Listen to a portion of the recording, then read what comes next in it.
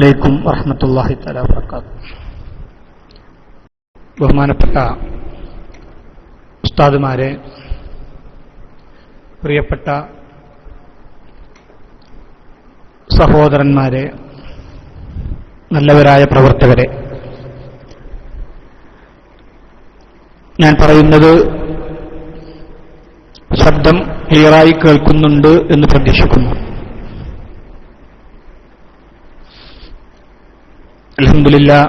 അൽഹംദുലില്ലാഹി റബ്ബിൽ ആലമീൻ വസ്സലാത്തു വസ്സലാമു അലാ അഷ്റഫിൽ മുർസലീൻ വഅലാ ആലിഹി വസഹ്ബിഹി അജ്മഈൻ. അമ്മാ ബഅദ്. പ്രിയപ്പെട്ട സുഹൃത്തുക്കളെ, ചില പ്രധാന വിഷയങ്ങൾ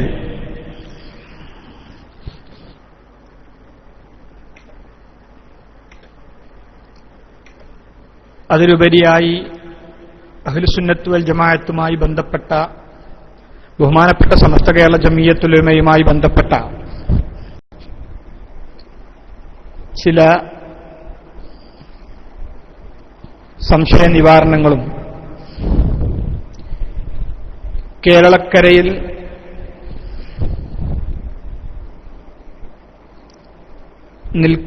നിലക്കാതെ നിലകൊള്ളുന്ന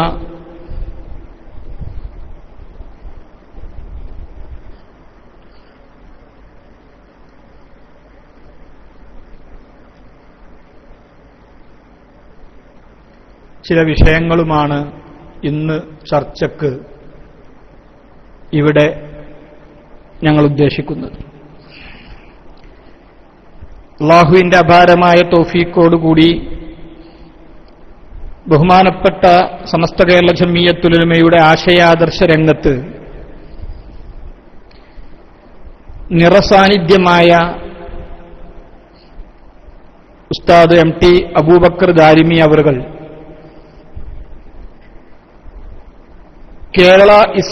സമസ്ത കേരള ഇസ്ലാമിക് ക്ലാസ് റൂമിനെയും അതേസമയം എല്ലാ ആനുകാലിക ആധുനിക മീഡിയ സംവിധാനങ്ങളെയും ഉപയോഗപ്പെടുത്തി പരിശുദ്ധ ദീനിന്റെ പ്രചരണവുമായി സജീവമായി നിലനിൽക്കുകയാണ്. കേരള ഇസ്ലാമിക് ക്ലാസ് റൂമിന്, സമസ്ത കേരള ഇസ്ലാമിക് ക്ലാസ് റൂമിനെ സംബന്ധിച്ചിടത്തോളം അത് നമുക്ക് അള്ളാഹുവിന്റെ ഒരു അനുഗ്രഹമാണ്. ആദർശ രംഗത്ത് നമ്മുടെ ശത്രുക്കൾ ഉന്നയിക്കുന്ന, അതല്ലെങ്കിൽ ആളുകളെ സംശയത്തിന്റെ മുൾമുനയിൽ നിർത്താനും ആളുകൾക്കിടയിൽ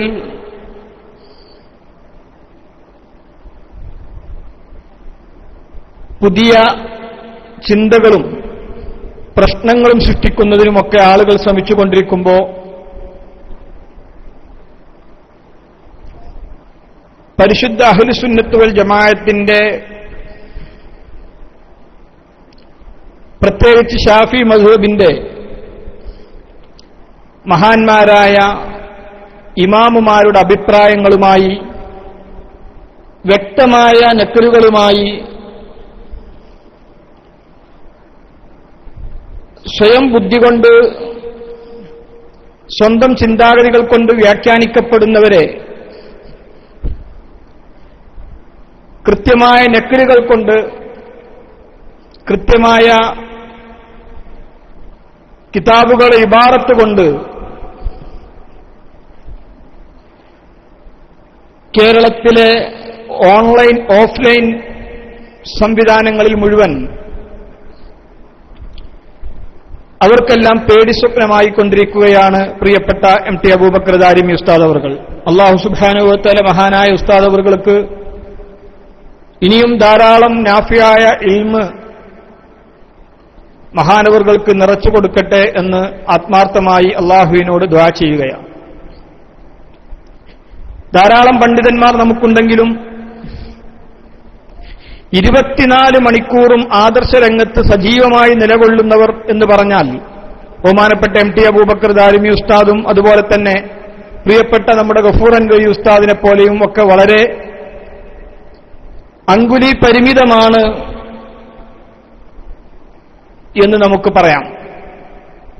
അങ്ങനെയുള്ളവർ അങ്കുലി പരിമിതമാണ്. വളരെ സ്റ്റേജുകളിലും പേജുകളിലും നിറഞ്ഞു നിൽക്കുന്ന നൂറുകണക്കിന് അല്ലെങ്കിൽ ആയിരക്കണക്കിന് സജീവമായ പ്രവർത്തകർ നമുക്കുണ്ടെങ്കിലും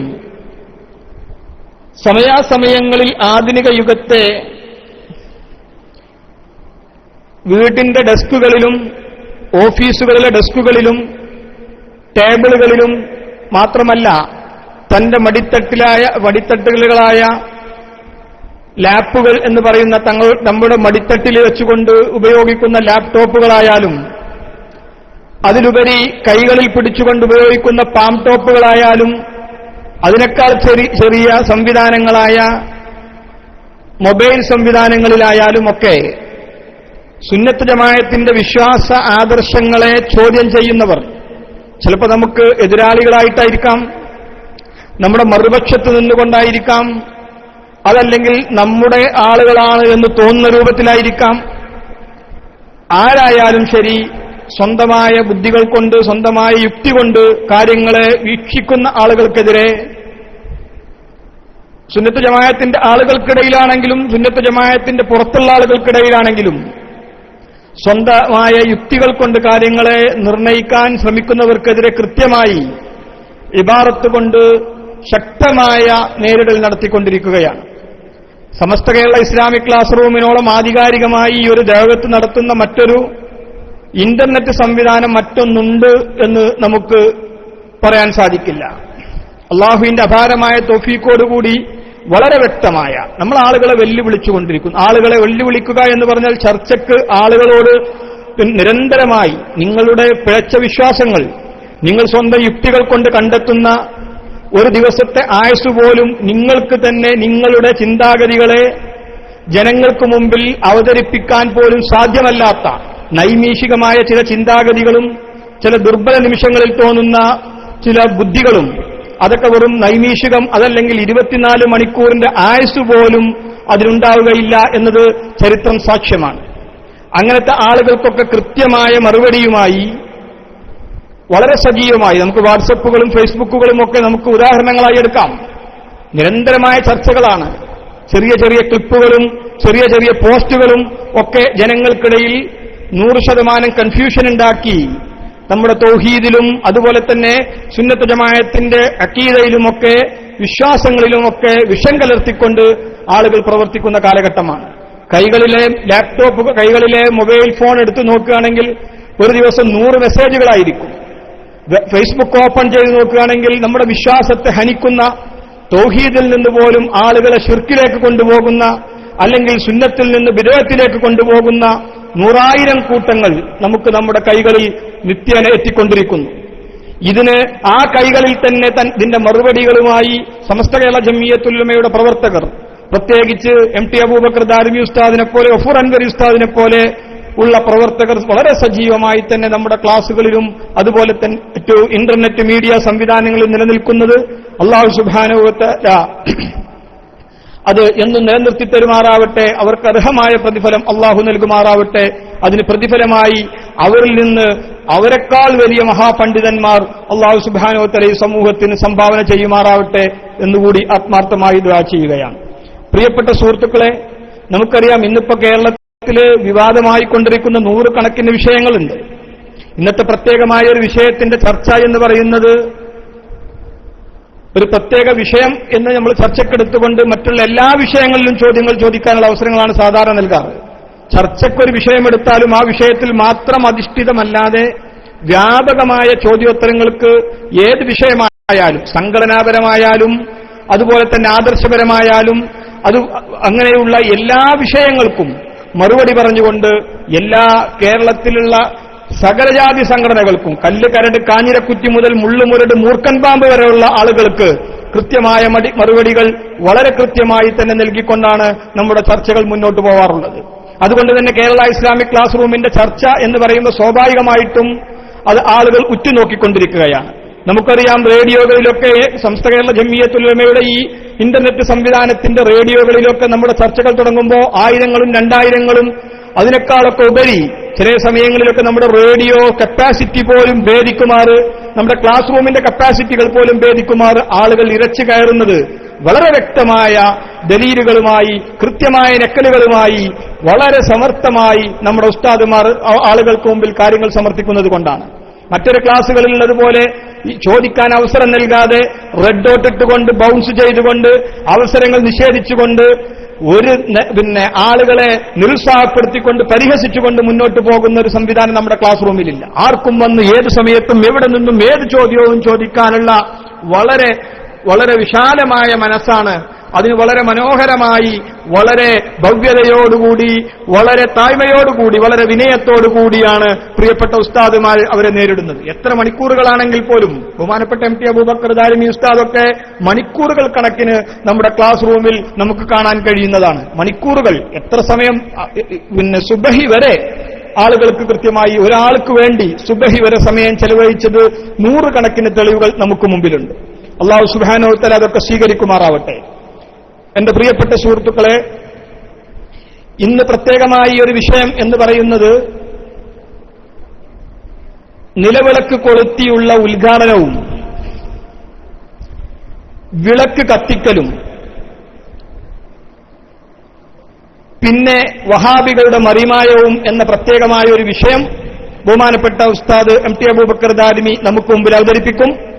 അതിനുശേഷം അതോടനുബന്ധിച്ച വിഷയങ്ങൾക്കുള്ള ചർച്ചകൾക്ക് പ്രാമുഖ്യം നൽകിക്കൊണ്ട് മറ്റു എല്ലാ ചർച്ചകളും, സുന്നത്ത് ജമാഅത്തിന്റെ ആശയാദർശപരമായ ചർച്ചകളും അതിന്റെ സംഘടനാരൂപമായ സമസ്ത കേരള ജംഇയ്യത്തുൽ ഉലമയുമായി ബന്ധപ്പെട്ട ചർച്ചകളും കേരളത്തിൽ നിലനിൽക്കുന്ന സ്റ്റേകളും നില വിളക്കുകളും അടങ്ങി എല്ലാ FB-യിലും ഫേസ്ബുക്കിലും വാട്സപ്പിലും അതുപോലെയുള്ള ചർച്ചകൾക്കുമൊക്കെ വളരെ കൃത്യമായി തന്നെ ഇൻഷാ അല്ലാഹ് ഇവിടെ മറുപടി ലഭ്യമാകും. ചില ആളുകളൊക്കെ പുതിയ പുതിയ സംവിധാനങ്ങളുമായി ഇന്ന് പുതിയ വാർത്തകളുമായി രംഗത്ത് വന്നുകൊണ്ടിരിക്കുന്നു. സാന്ദർഭികമായി ഞാൻ സൂചിപ്പിച്ചതന്നേ ഉള്ളൂ. ചില പുതിയ വാർത്തകൾ, എല്ലാ സ്റ്റേകളും നീങ്ങിയ വാർത്തകളുമായി ആളുകളെ കബളിപ്പിച്ച് മുന്നോട്ട് പോയിക്കൊണ്ടിരിക്കുന്നു. അതുമായി ബന്ധപ്പെട്ട കൃത്യമായ വിവരങ്ങളുമായി ഇൻഷാ അല്ലാഹ് നമ്മുടെ ഉസ്താദുമാര് നമ്മുടെ ക്ലാസ് റൂമിൽ നമ്മുടെ നേതാക്കന്മാർ തന്നെ നേരിട്ട് വരാൻ പോവുകയാണ്. അതുകൊണ്ട് ആ വിഷയ സംബന്ധമായി ഇപ്പോൾ ഞാൻ കൂടുതൽ സൂചിപ്പിക്കുന്നില്ല. അതുപോലെ തന്നെ ഇപ്പോൾ വഹാബികൾ പുതിയ പുതിയ പല തട്ടിപ്പുകളുമായി രംഗപ്രവേശം ചെയ്തുകൊണ്ടിരിക്കുകയാണ്.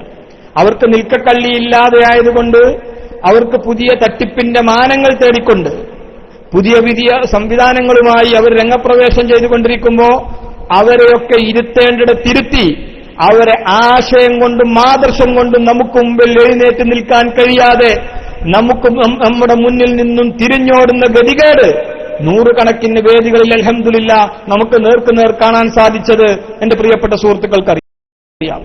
അതുപോലെ തന്നെ കേരളത്തിൽ പുതിയ വഹാബി ആശയവുമായി വഹാബികളിൽ നിന്ന് മാത്രം പറഞ്ഞു കേട്ട, വഹാബികൾ മാത്രം തെളിവുദ്ധരിച്ച നബി സല്ലല്ലാഹു അലൈഹി വസല്ലം തങ്ങളുടെ മുഅ്ജിസത്ത്, അതുപോലെ തന്നെ അമ്പിയാക്കളുടെ മുഅ്ജിസത്ത്, ഔലിയാക്കളുടെ കറാമത്ത് തുടങ്ങിയ വിഷയങ്ങളിലും പ്രവാചകർ സല്ലല്ലാഹു അലൈഹി വസല്ലം തങ്ങൾക്ക് അല്ലാഹു നൽകിയ പ്രത്യേകമായ ഖുസൂസിയത്തുകളെയും ഒക്കെ നിഷേധിച്ചുകൊണ്ട് അതൊക്കെ സുന്നത്ത് ജമാഅത്തിന്റെ അക്കൗണ്ടിൽ കയറ്റി മുഴുവൻ സുന്നികളെയും ഷണ്ഡീകരിച്ചുകൊണ്ട് സുന്നിയും വഹാബിയുമല്ലാത്ത പുതിയൊരു പ്രൊഡക്റ്റിനെ, ഒരുതരം പൊന്മളിയൻ പ്രൊഡക്റ്റ് ചെയ്യാൻ വേണ്ടി ചില ആളുകൾ ഇപ്പൊ രംഗപ്രവേശം ചെയ്തുകൊണ്ടിരിക്കുകയാണ്. അവരോട് ചോദിച്ചാൽ തറാവീഹ് 20 റക്അത്തായിരിക്കാം. ജുമാ ഖുതുബക്ക് മുമ്പിൽ മലയാളത്തിൽ ഒരു അക്ഷരം മുണ്ടിക്കൂടാ, അറബിയിൽ ഒരക്ഷരം മുണ്ടിക്കൂടാ, ജുമാ ഖുതുബക്ക് മുമ്പ് ഒരക്ഷരം മുണ്ടിക്കൂടാ എന്നൊക്കെ ശക്തമായ ഭാഷയിൽ, അതൊക്കെ സുന്നത്ത് ജമാഅത്തിനെതിരാണ് എന്ന ഭാഷയിലൊക്കെ നമുക്ക് മുമ്പിൽ സംസാരിക്കുന്ന ആളുകളായിരിക്കാം.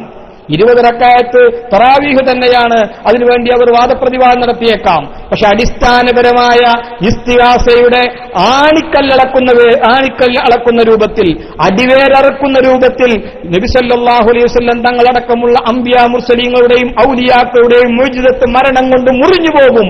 അവിടുത്തെ ശരീരത്തിനോ അവിടുത്തെ ആത്മാവിനോ ഒരു ഈജാദും നിലനിൽക്കുന്നില്ല എന്ന പുത്തൻ വാദങ്ങളുമായി ചില ആളുകൾ രംഗപ്രവേശം ചെയ്തുകൊണ്ടിരിക്കുന്നു. അങ്ങനെയുള്ള കാര്യങ്ങളൊക്കെ ഇൻഷാ അല്ലാഹ് നമുക്ക് ചർച്ചയിൽ തെളിവ് സഹിതം പല തെളിവുകളുമായി നമുക്ക് പല പുതിയ ക്ലിപ്പുകളും നമുക്ക് ആളുകളെ കേൾപ്പിക്കാനുണ്ട് എന്നുകൂടി എന്റെ പ്രിയപ്പെട്ട സുഹൃത്തുക്കളെ ഉണർത്തുകയാണ്. അതോടുകൂടി ഇന്ന് പുതിയൊരു ക്ലിപ്പ് നമ്മുടെ ആളുകളെ കേൾപ്പിക്കാനുള്ളത്, ഇപ്പോ മുജാഹിദൊക്കെ ഏകദേശം നമ്മൾ പറയുന്ന അവസ്ഥയിലേക്ക് കടന്നു വന്നുകൊണ്ടിരിക്കുന്നു എന്നുള്ള ഒരു യാഥാർത്ഥ്യം കൂടി ഒരു പുതിയ ക്ലിപ്പ് MM അക്ബറിന്റേതടക്കമുള്ള ഒരു പുതിയ ക്ലിപ്പ് ഇൻഷാ അല്ലാഹ് നമ്മുടെ ക്ലാസ് റൂമിൽ പുതിയതായി കേൾപ്പിക്കാൻ കൂടിയുണ്ട് എന്നതുകൊണ്ട് പരമാവധി വഹാബികളെയും അതുപോലെ തന്നെ മൗദൂദികളെയും പുതിയ ചിന്താഗതിക്കാരെയും അതുപോലെ തന്നെ രണ്ട് നിലപാടുകളാണ് ഇന്നിപ്പോ കേരളത്തിൽ പിന്നെ ഒരു വിഷയത്തിൽ തന്നെ 3 നിലപാടുകൾ ഇന്നിപ്പോ കേരളത്തിലുണ്ട്. നമുക്കറിയാം, എങ്ങനെ എവിടെ വിളക്ക് കത്തിച്ചാലും ശിർക്കാണ് എന്ന് വാദിക്കുന്ന ആളുകൾ, അതേസമയം എങ്ങനെ കത്തിച്ചാലും എന്തിന്റെ മുമ്പിൽ എവിടെ വെച്ച് കത്തിച്ചാലും എങ്ങനെ കത്തിച്ചാലും ശിർക്കല്ല എന്ന് വാദിക്കുന്ന എങ്ങനെ കത്തിച്ചാലും അത് ഇസ്ലാമികമാണെന്ന് വാദിക്കുന്നവർ, മറ്റവർ എങ്ങനെ കത്തിച്ചാലും അത് ഇസ്ലാമികമല്ല എന്ന് വാദിക്കുന്ന ആളുകൾ.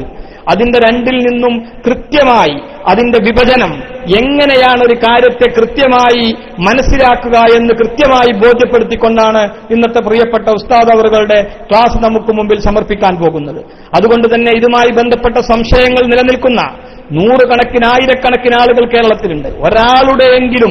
ഒരാളുടെയെങ്കിലും ഈമാന് വിശ്വാസത്തിന് ഭംഗം വരാതെ അത് കാത്തുസൂക്ഷിക്കാൻ നമ്മളെ കൊണ്ടായാൽ അൽഹംദുലില്ലാഹ് ആകാശഭൂമികളിൽ നിന്ന് മുഴുവൻ ലഭ്യമാകുന്നതിനേക്കാൾ നമുക്കത് അനുഗ്രഹമായിരിക്കുമെന്ന ഉറച്ച വിശ്വാസത്തോടുകൂടി തന്നെ ബഹുമാനപ്പെട്ട MT അബൂബക്കർ ദാരിമി ഉസ്താദ് അവറുകളെ മൈക്കിലേക്ക് ക്ഷണിച്ചുകൊണ്ട് മുഴുവൻ സുഹൃത്തുക്കളെയും നമ്മോട് ബന്ധപ്പെട്ടവരെയും നമ്മൾ ബന്ധപ്പെടുന്നവരെയും നമ്മുടെ ശത്രുക്കളായ ആശയത്തിലും ആദർശത്തിലും പ്രസ്ഥാനത്തിലും അപ്പുറത്ത് നിൽക്കുന്നവരും നമ്മുടെ കൂടെ നിന്നുകൊണ്ട് നമ്മുടെ സുന്നത്ത് ജമാഅത്തിന്റെ ഭാഗമായിക്കൊണ്ട് തന്നെ ഈ നിലവിളക്കിന്റെ നിലപാടില്ലായ്മയുമായി ബന്ധപ്പെട്ട് നിൽക്കുന്ന ആളുകളടക്കം അതുമായി ബന്ധപ്പെട്ട ആളുകളെ സകലരെയും നമ്മുടെ ക്ലാസ് റൂമിലേക്ക് സഹർഷം സവിനയം സാദരം സ്വാഗതം ചെയ്തുകൊണ്ട് ആരോഗ്യകരമായ ഒരു ചർച്ചയ്ക്ക് അള്ളാഹുവിന്റെ വജ്ഹിനെ ഉദ്ദേശിച്ചുകൊണ്ട് സത്യം സത്യമാക്കി മനസ്സിലാക്കി നൽകുവാനും സത്യം സത്യമാക്കി മനസ്സിലാക്കാനും അതനുസരിച്ച് പ്രവർത്തിക്കാനുമുള്ള നല്ലൊരു വേദിയായി, അള്ളാഹുവിന്റെ മാർഗത്തിലുള്ള പരിശുദ്ധ ദീനിന്റെ മാർഗത്തിലുള്ള നല്ലൊരു വേദിയായി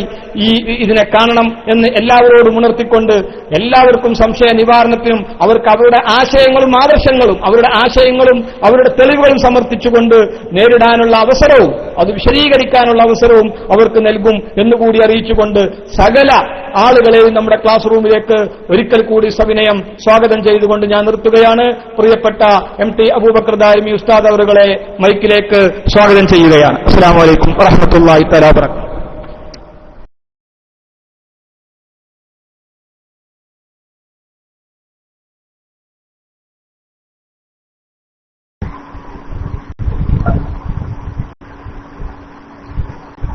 السلام عليكم ورحمة الله وبركاته. الحمد لله. اللهم صل وسلم وبارك على رسول الله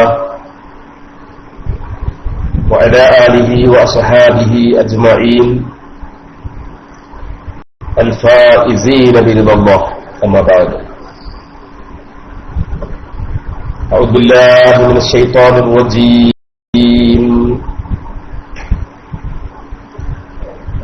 بسم الله الرحمن الرحيم.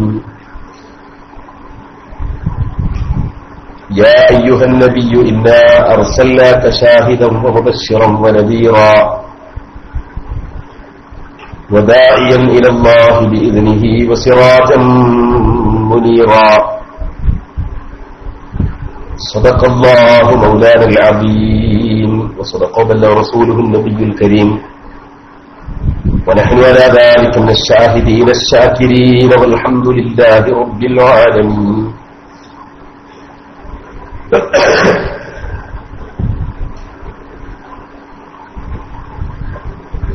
مثل الذي يعلم الناس الخير وينسى نفسه كمثل السراج يضيء للناس ويحرق نفسه.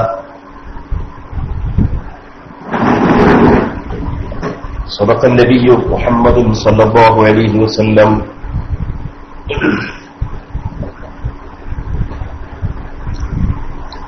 പ്രിയപ്പെട്ട സമസ്ത കേരള ഇസ്ലാമിക് ക്ലാസ് റൂമിലൂടെ ഈ ശബ്ദം ശ്രവിച്ചുകൊണ്ടിരിക്കുന്ന സഹോദരങ്ങളെ, സുഹൃത്തുക്കളെ, പണ്ഡിത സുഹൃത്തുക്കളെ, പ്രിയപ്പെട്ട ശ്രോതാക്കളെ, അല്ലാഹു സുബ്ഹാനഹു വ തആല നമ്മുടെ ഈ ഒരുമിച്ച് കൂടലും ഒത്തുകൂടലുമെല്ലാം നമ്മിൽ നിന്ന് സൽക്കർമ്മങ്ങളായി കബൂൽ ചെയ്യുമാറാവട്ടെ. നല്ല കാര്യങ്ങൾ പറയാനും സാന്ദർഭിക വിഷയങ്ങളുടെ മതവിധി കൃത്യമായി മനസ്സിലാക്കാനും അതിനെ കൂട്ടിമാറ്റിക്കൊണ്ട് ആകെ വൃത്തികേടാക്കുന്ന തൽപരകക്ഷികളുടെ ദുഷ്പ്രചാരണങ്ങളിൽ നിന്ന് നമ്മുടെ വിശ്വാസത്തെയും ആചാരത്തെയും സംസ്കാരത്തെയും സംരക്ഷിക്കാനും അതിനുവേണ്ടി പ്രവർത്തിക്കാനും അല്ലാഹു സുബ്ഹാനഹു വ തആല നമുക്ക് എല്ലാവർക്കും തൗഫീഖ് പ്രദാനം ചെയ്യുമാറാവട്ടെ. ഇഹത്തിലും പരത്തിലും വിജയികളുടെ കൂട്ടത്തിൽ അല്ലാഹു നമ്മൾ ഉൾപ്പെടുത്തുമാറാവട്ടെ. അല്ലാഹുവിന്റെ തൗഹീദിലും അവന്റെ റസൂലിന്റെ റിസാലത്തിലും സമ്പൂർണമായി വിശ്വസിച്ചുൾക്കൊണ്ടുകൊണ്ട് അതിനുവേണ്ടി പ്രവർത്തിക്കാനും അത് പ്രചരിപ്പിക്കാനും അതിന്റെ ആശയവിശാലതകളിൽ അണുവിട വ്യതിചലിക്കാതെ മുറുകെ പിടിക്കാനും അല്ലാഹു സുബ്ഹാനഹു വ തആല നമുക്കെല്ലാവർക്കും തൗഫീഖ് പ്രദാനം ചെയ്യുമാറാവട്ടെ. ദുആ കൊണ്ട് വസിയ്യത്ത് ചെയ്ത പല സുഹൃത്തുക്കളുമുണ്ട്. അവർക്കെല്ലാവർക്കും അല്ലാഹുവിന്റെ മനസ്സിലുള്ള മുറാദുകൾ എളുപ്പത്തിൽ സഫലീകരിച്ചു കൊടുക്കുമാറാവട്ടെ. സുദീർഘമാക്കുന്നില്ല. ബഹുമാനനായ നൗഷാദ് സാഹിബ് കുറഞ്ഞ വാക്കുകളെ കൊണ്ടാണെങ്കിലും സമകാലിക ചർച്ചകളുടെ വിഗതികളെക്കുറിച്ചുള്ള വ്യക്തമായ സൂചനകൾ നൽകുകയുണ്ടായി. കേരളത്തിൽ 1-2 മാസം മുമ്പ് കേരള വിദ്യാഭ്യാസ മന്ത്രി അബ്ദുൾ റബ്ബ് മുസ്ലിം ലീഗിന്റെ മന്ത്രിയാണ്. അദ്ദേഹവും അതുപോലെ തന്നെ മലയാളികളുടെ ഒരു പ്രധാനപ്പെട്ട നടനായ മമ്മൂട്ടി എന്ന് പറയുന്ന മനുഷ്യനും ഒക്കെ പങ്കെടുത്ത ഒരു ചടങ്ങിൽ നിലവിളക്ക് കുറിച്ച് ഉദ്ഘാടനം ചെയ്യുന്ന ഒരു ചടങ്ങായിരുന്നു. ആ ചടങ്ങിൽ പലരും നിലവിളക്ക് കൊളുത്തുകയുണ്ടായി. അബ്ദുൾ റബ്ബ് അതിൽ നിന്ന് വിട്ടുനിന്നപ്പോൾ മമ്മൂട്ടി എന്തോ സ്വകാര്യം ചോദിച്ചു. അത് വലിയ വാർത്തയായി, ചാനലുകളിൽ ചർച്ചയായി, പത്രങ്ങളിൽ ലേഖനങ്ങളായി, വിവാദങ്ങളായി. അതിനെക്കുറിച്ചുള്ള പ്രതികരണങ്ങളും വാഗ്വാദങ്ങളും വാക്പാറ്റുകളും മറുപടികളും ചോദ്യങ്ങളുമൊക്കെയായിട്ട് പല വേദികളിലും പലതും നടന്നു.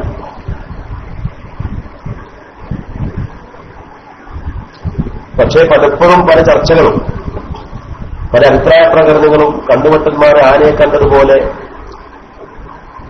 വിഷയത്തിന്റെ മർമ്മത്തിൽ നിലകൊള്ളാനോ വിഷയം എന്താണെന്ന് വേർതിരിക്കാനോ സാധിക്കാതെ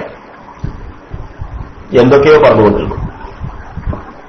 ഈ വിഷയത്തിന്റെ മർമ്മം ഇവിടെ കിടക്കുന്നുവെന്നും വിഷയത്തെ എങ്ങനെ വേർതിരിക്കാമെന്നും വളരെ കൃത്യമായി ബഹുമാനപ്പെട്ട സമസ്ത കേരള ജംഇയ്യത്തുൽ ഉലമായുടെ അനുശേധ്യരായ 2 നേതാക്കന്മാർ, ബഹുമാനപ്പെട്ട സമസ്തയുടെ അജയ്യനായ പ്രഗത്ഭനായ പ്രസിഡന്റ്, സൂഫിവര്യനായ ദാക്കിറായ, ഇന്ന് കാണുന്ന ഉലമാക്കളുടെ കൂട്ടത്തിൽ ഏറ്റവും അധികം ദിക്റിനെ ജീവിതത്തിന്റെ ഭാഗമാക്കി മാറ്റിയ മഹാനായ ദാക്കിറായ പണ്ഡിതൻ ഷെയ്ഖുന കോയക്കുട്ടി ഉസ്താദും കർമ്മശാസ്ത്രത്തിന്റെ വിശാല തലങ്ങളിൽ ഊലിയിറങ്ങിക്കൊണ്ട് ഏതു മസ്അലയും ചോദിച്ചാൽ അതിന്റെ ഫത്വ എങ്ങനെ നൽകണം, എങ്ങനെ കൊടുക്കണം എന്നതിനെക്കുറിച്ചുള്ള ശരിയായ കാഴ്ചപ്പാടും ശരിയായ മറുപടിയും ലഭിക്കുന്ന മഹാനായ സൈനുൽ ഉലമ ശൈഖുന ജംഷീദ് ഉസ്താദും ഈ വിഷയത്തിൽ വ്യക്തമായ ദിശാബോധം നൽകിക്കൊണ്ടുള്ള പ്രസ്താവന ഇറക്കുകയുണ്ടായി. ആ പ്രസ്താവനയിൽ ചുറ്റിപ്പറ്റിക്കൊണ്ട് പിന്നീട് അതിനെ ചോദ്യം ചെയ്യാതെ ചോദ്യം ചെയ്യുന്നു എന്ന രൂപത്തിൽ ചില അപശബ്ദങ്ങൾ പ്രത്യേകിച്ച് സോഷ്യൽ മീഡിയയിലൊക്കെ ചില ആളുകൾ ഇടുകയുണ്ടായി. അതിനെ കുറിച്ചുള്ള കമന്റ്സുകളും റിപ്ലൈകളും അഭിപ്രായ പ്രകടനങ്ങളും ഒക്കെയായിട്ട് കാര്യങ്ങൾ മുന്നോട്ട് പോകുമ്പോൾ തന്നെ വിഷയത്തിന്റെ യാഥാർത്ഥ്യം വിളംബരപ്പെടുത്തുന്ന ക്ലാസുകൾ നമ്മുടെ സമസ്ത ഇസ്ലാമിക് ക്ലാസ് റൂമിൽ കൃത്യമായി നടന്നു. അതുപോലെ തന്നെ അതുമായി ബന്ധപ്പെട്ട മറ്റൊരു ക്ലാസിന്റെ ലൈവും സമസ്ത ഇസ്ലാമിക് ക്ലാസ് റൂം ലോകത്തോട് സംപ്രേഷണം ചെയ്തു. അതിന്നും നമ്മുടെ യൂട്യൂബിലും മറ്റുള്ള സോഷ്യൽ മീഡിയകളിലൊക്കെ ലഭ്യമാണ്. പലരും അത് കേട്ടുകൊണ്ടിരിക്കുന്നു, അതിന്റെ കർമ്മശാസ്ത്ര നിലപാട് മനസ്സിലാക്കിക്കൊണ്ടിരിക്കുന്നു എന്നുള്ളത് നമുക്ക് വളരെയധികം സന്തോഷം നൽകുന്ന കാര്യമാണ്. ഇൻഷാ അല്ലാഹ് ഇന്നിവിടെ അതിന്റെ ഒരു ഭാഗം എന്നോണം തന്നെ അതോടൊപ്പം തന്നെ ചില തെറ്റിദ്ധാരണകൾ അകറ്റാനും പുതിയ ചില വിശദീകരണങ്ങളിലുള്ള ചില അട്ടിമറികളെക്കുറിച്ചുള്ള വിശദീകരണം നൽകാനുമൊക്കെ ഉദ്ദേശിച്ചുകൊണ്ടും അതോടൊപ്പം തന്നെ ഈ വിഷയത്തിൽ വഹാബിസം നടത്തിക്കൊണ്ടിരിക്കുന്ന മറിമായങ്ങളും കളികളും പൊതുസമൂഹത്തെ ബോധ്യപ്പെടുത്താനും ഉദ്ദേശിച്ചുകൊണ്ടാണ് ഇന്നിവിടെ ഇങ്ങനെ ഒരു ക്ലാസ് ഇവിടെ സംഘടിപ്പിച്ചിട്ടുള്ളത്. അതുകൊണ്ട് നിങ്ങൾ കാര്യങ്ങൾ വളരെ വ്യക്തമായിട്ട് മനസ്സിലാക്കണം. ബഹുമാനപ്പെട്ട ഉസ്താദ് സാഹിബ് വിഷയത്തെക്കുറിച്ചുള്ള ഇടപെടലുകൾ സാന്ദർഭികമായി നടത്തിക്കൊണ്ടിരിക്കും. വിഷയത്തെ സംബന്ധിച്ച് നിങ്ങൾ ഗാഢമായി ചിന്തിക്കുകയും അതുമായി സോഷ്യൽ മീഡിയകളിലും അതുപോലുള്ള മറ്റു വേദികളിലുമൊക്കെ നടന്നുകൊണ്ടിരിക്കുന്ന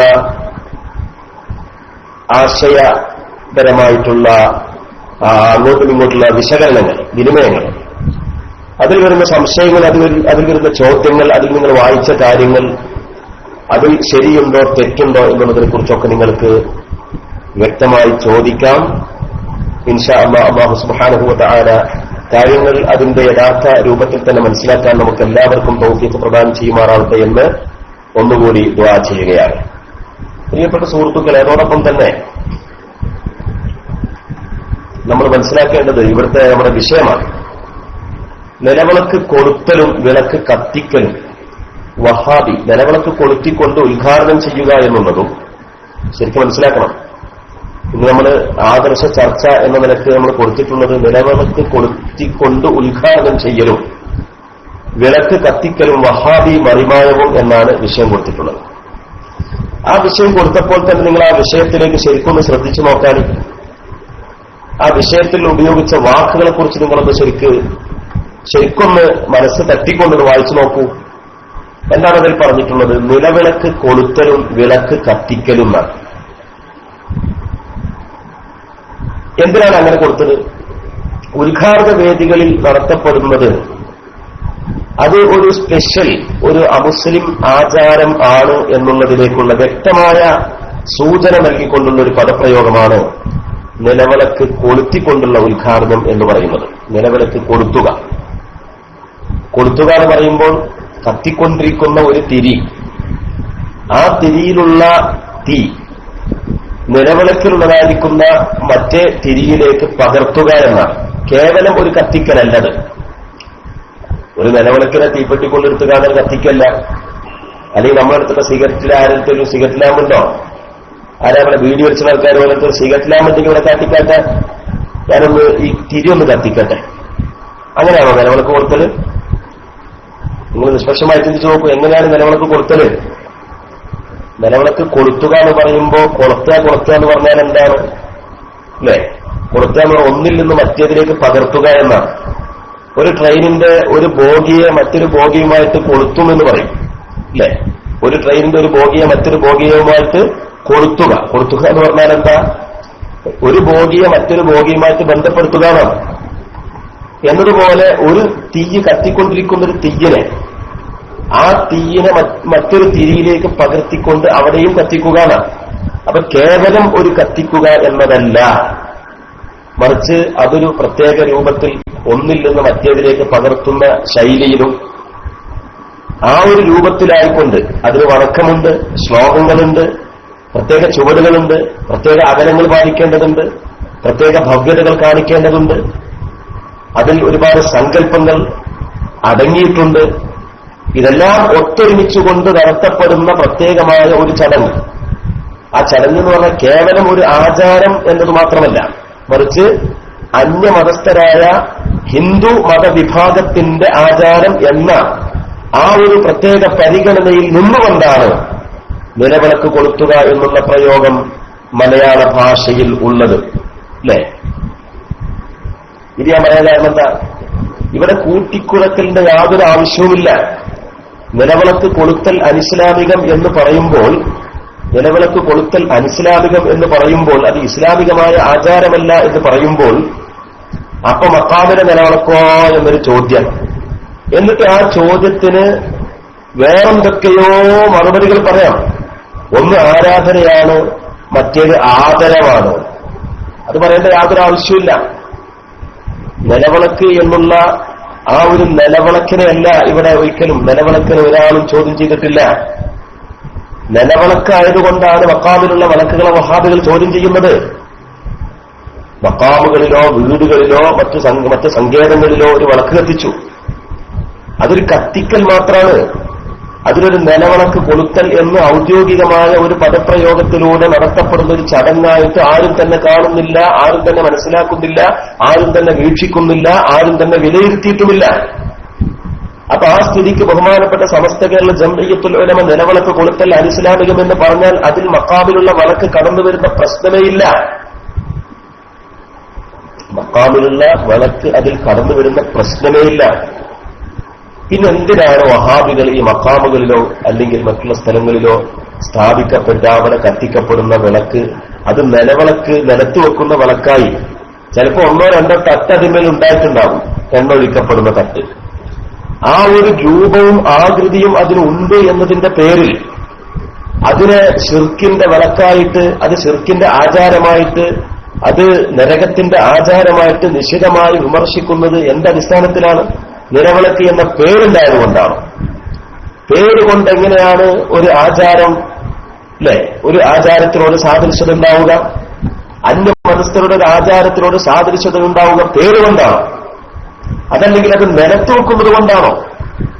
അതല്ലെങ്കിൽ അത് നിലവിളക്ക് എന്ന് പറയപ്പെടുന്നത് കൊണ്ടാണോ? അതല്ലെങ്കിൽ ആ നിലവിളക്ക് നിർമ്മിക്കപ്പെട്ട അതിൽ അടങ്ങിയതായ വസ്തു ഓട് ആയതുകൊണ്ടാണോ? ഓടിൽ നിന്നാണല്ലോ നിലവിളക്ക് ഉണ്ടാക്കുന്നത്, ഓട്ട് പാത്രമാണല്ലോ. നിലവിളക്കിനെ നിർവചിച്ചുകൊണ്ട് തന്നെ അതിന്റെ പണ്ഡിതന്മാർ അല്ലെങ്കിൽ മലയാള ഭാഷയിലുള്ള പണ്ഡിതന്മാർ പറഞ്ഞതെന്താണ്? തറയിൽ നിർത്തക്കവണ്ണം നിർമ്മിച്ചിട്ടുള്ള ഓട്ടുവിളക്ക് എന്നാണ്. തറയിൽ നിർത്തക്കവണ്ണം നിർമ്മിച്ചിട്ടുള്ള ഓട്ടുവിളക്ക് എന്നാണ്.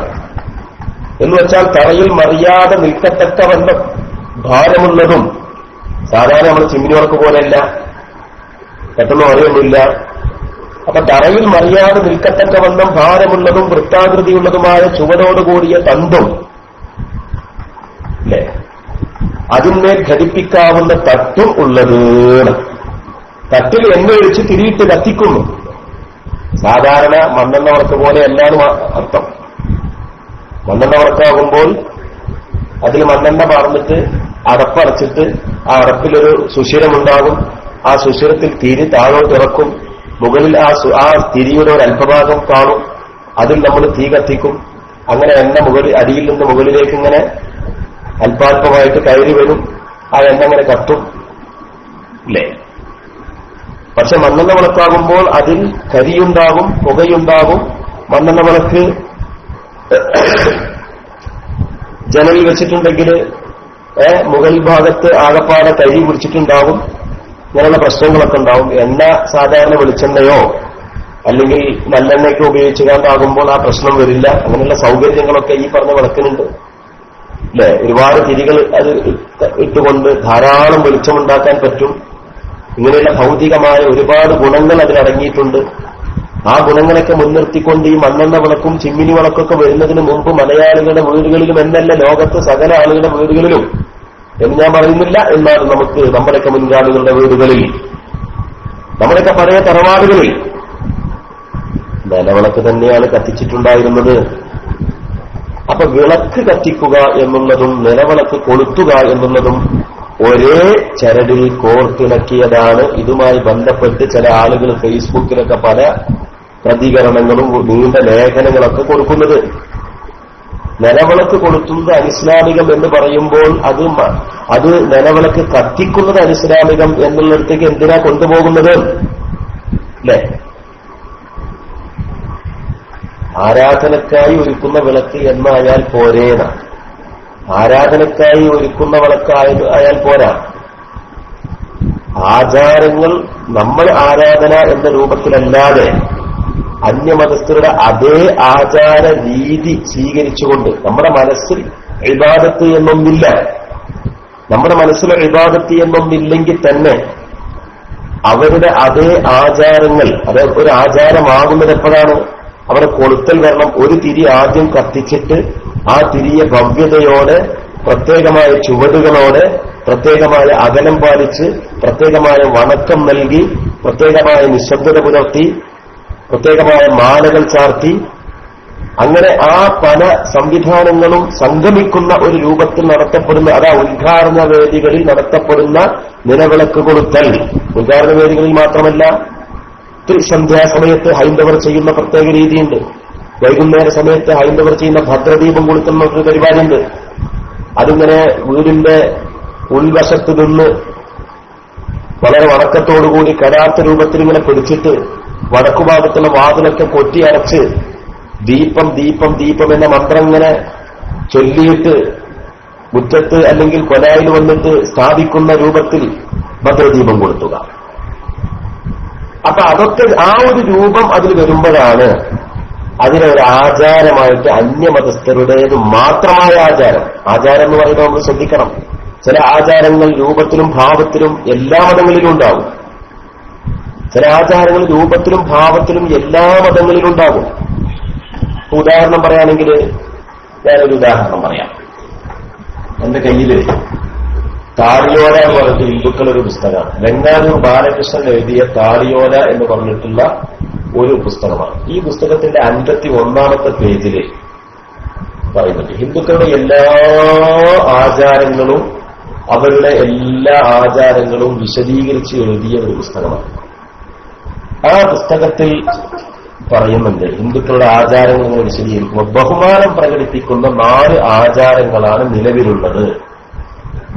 ബഹുമാനം പ്രകടിപ്പിക്കുന്ന, അതായത് ഒരാളെ മറ്റൊരാളെ ബഹുമാനിക്കാൻ പല ഷേപ്പുകളുണ്ടല്ലോ.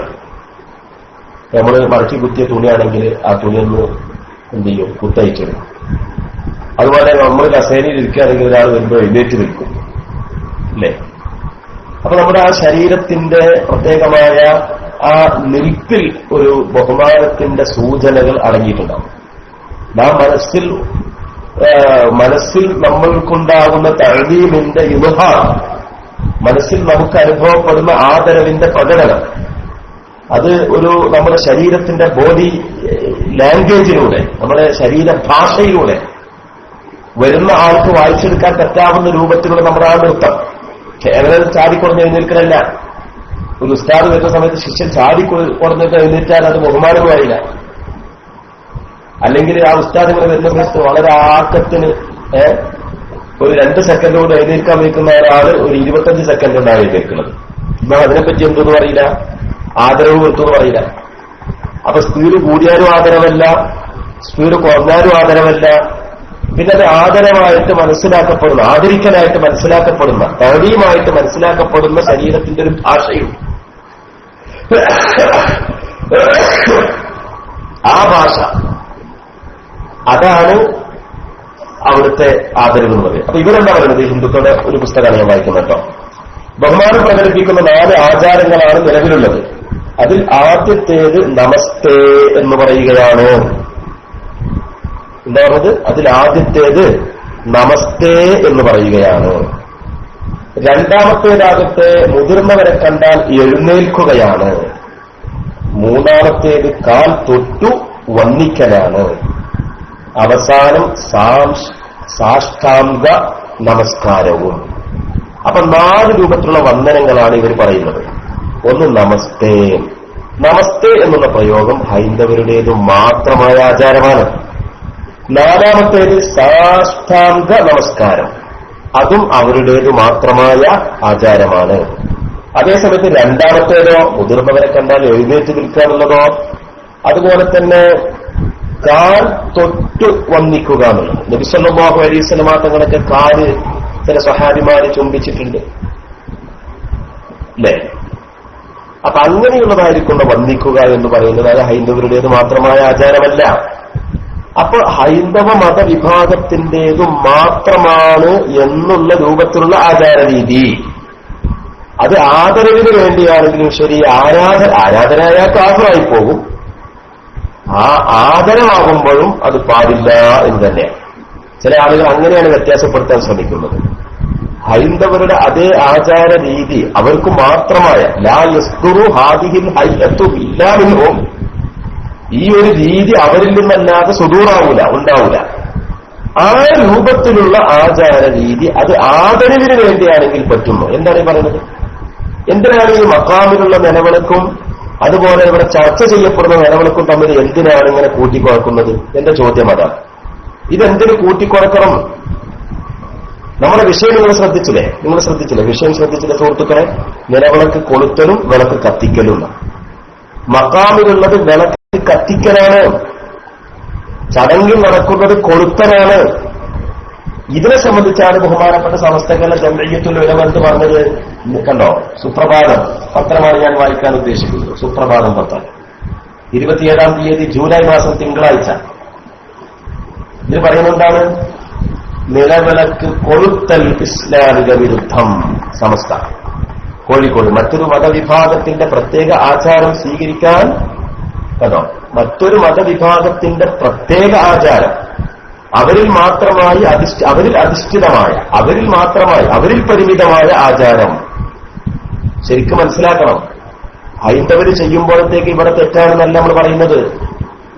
ഇതൊക്കെ ശരിക്കും മനസ്സിലാക്കി വേറിട്ട് മനസ്സിലാക്കണം. സമസ്തയുടെ പ്രസ്താവനയുടെ വാക്കുകൾ അല്ലെങ്കിൽ സമസ്തയുടെ പണ്ഡിതന്മാരുടെ പ്രസ്താവനയിൽ ഉപയോഗിച്ച വാക്കുകൾ, പദപ്രയോഗങ്ങൾ, അത് കർമ്മശാസ്ത്രബന്ധിതമാണ്. കർമ്മശാസ്ത്ര ഗ്രന്ഥങ്ങൾ വിശദീകരിച്ച ആശയ സംഹിതയുടെ വിശാലതയിലേക്ക് സൂചന നൽകുന്ന കാര്യമാണ്. മറ്റൊരു മതവിഭാഗത്തിന്റെ പ്രത്യേക ആചാരം സ്വീകരിക്കാൻ ഇസ്ലാം അനുവദിക്കുന്നില്ല. എന്നിട്ട് പറയാം, നിലവിളക്ക് കൊളുത്തൽ ഹിന്ദു മതവിഭാഗത്തിന്റെ പ്രത്യേക ആചാരമാണ്, അത് സ്വീകരിക്കൽ ഇസ്ലാമിക വിശ്വാസികൾക്ക് അനുവദനീയം അല്ല. കൃത്യമല്ല പറഞ്ഞത്? അപ്പൊ കൊളുത്തുക എന്ന് പറഞ്ഞ സംഗതിയാണത്, കത്തിക്കുക എന്ന് പറഞ്ഞതല്ല അവിടെ പറഞ്ഞത്. ഈ ഒരു വ്യത്യാസം മനസ്സിലാക്കി കഴിഞ്ഞാൽ പിന്നെ ആദരവിനെയും ആരാധനയുടെയും പേര് പറഞ്ഞിട്ടൊന്നും ചെയ്യേണ്ട ആവശ്യമില്ല, വേർതിരിക്കേണ്ട ആവശ്യമില്ല. ചില ആളുകൾ വിചാരം എന്ന് വെച്ചാൽ നിലവിളക്ക് കൊടുക്കാൻ അനിസ്ലാമിക എന്ന് പറയുമ്പോൾ നമ്മൾ മക്കാമുകളൊക്കെ ആകപ്പാടെ പ്രശ്നമല്ലോ. ഇത്രയും കാലം മക്കാമുകളിൽ വെളിച്ചത്തിന് വേണ്ടിയും അതുപോലെ ഇത് വലിയന്റെ ഖബറാണെന്നുള്ളതിന്റെ ഒരു അടയാളം എന്ന നിലക്കുമൊക്കെ സ്ഥാപിക്കപ്പെട്ട കത്തിക്കപ്പെടുന്ന വിളക്കുകളൊക്കെ പാകപ്പാടെ തച്ചുടയാൻ പോകുകയാണല്ലോ. സമസ്തയുടെ പ്രസ്താവന കൊണ്ട് ഇപ്പൊ പാകപ്പാടെ പ്രശ്നയിക്കാണല്ലോ. എന്തിനങ്ങനെ വിചാരിക്കണം? ഇത് രണ്ടും തമ്മിൽ രണ്ട് ലോകമാണ്. പ്രത്യേക ആചാരം എന്ന് പറയുമ്പോൾ ആ ഹയ്യത്ത് കദാഇയ്യയാണ്, നിലവിളക്ക് എന്നതല്ല. ഇവിടെ വഹാബികൾ ചെയ്യുന്നത് എന്താണ്? നിലവിളക്ക് ഹിന്ദുക്കൾ കത്തിക്കുന്നു, അതുകൊണ്ട് നിലവിളക്ക് തെറ്റാണ്. നിലവിളക്ക് ഓടിനാനുണ്ടാക്കുന്നതാണ്, അതുകൊണ്ട് ഇതും തെറ്റാണ്. അല്ലെങ്കിൽ നിലവിളക്കിൽ തിരിയിട്ടിട്ടാണ് കത്തിക്കുന്നത്, ഇവിടെയും തിരിയിട്ടിട്ടാണ് കത്തിക്കുന്നത്. അതിൽ എണ്ണയാണ് ഒഴിക്കുന്നത്, ഇവിടെയും എണ്ണയാണ് ഒഴിക്കുന്നത്. അല്ലാതെ പിന്നെ മൂത്രമൊഴിക്കാൻ പറ്റും? മൂത്രമൊഴിച്ച് കാണ്ട് പിന്നെ തീ കത്തിക്കാൻ പറ്റും? അവിടെ ഹൈന്ദവർ കത്തിക്കുന്നവർക്ക് എണ്ണ ഒഴിക്കുന്ന സമയത്ത് പിന്നെ ഇവിടെ മൂത്രമൊഴിക്കാൻ വേണ്ടത്? അപ്പൊ എണ്ണ ഒഴിച്ചതല്ല പ്രശ്നം, തട്ടുള്ളതല്ല പ്രശ്നം, നിലത്ത് വെക്കുന്നതല്ല പ്രശ്നം, വിളക്കായതല്ല പ്രശ്നം, കത്തിക്കുന്നത് തീയായതല്ല പ്രശ്നം. പിന്നെന്താണ് പ്രശ്നം? അവരിൽ നിന്നും മാത്രമായി സുദൂറാകുന്ന ലായസ്ദുറു ഇല്ലാമിൻഹും, അവരിൽ നിന്ന് മാത്രം ഉത്ഭൂതമാകുന്ന ആ ആചാര രീതിയാണ് പ്രശ്നമാക്കേണ്ടത്. ഈ ഒരു യാഥാർത്ഥ്യം വഹാബികൾ മഖാമുകളെ എതിർക്കാൻ വേണ്ടി മഖാമുകളുടെ നിലവിളക്കുകൾ ഹൈന്ദവ ആചാരമാണെന്ന് വരുത്തി തീർക്കാൻ വേണ്ടി അവര് കാണുന്നത് അത് നിലവിളക്കാണല്ലോ എന്നതാണ്.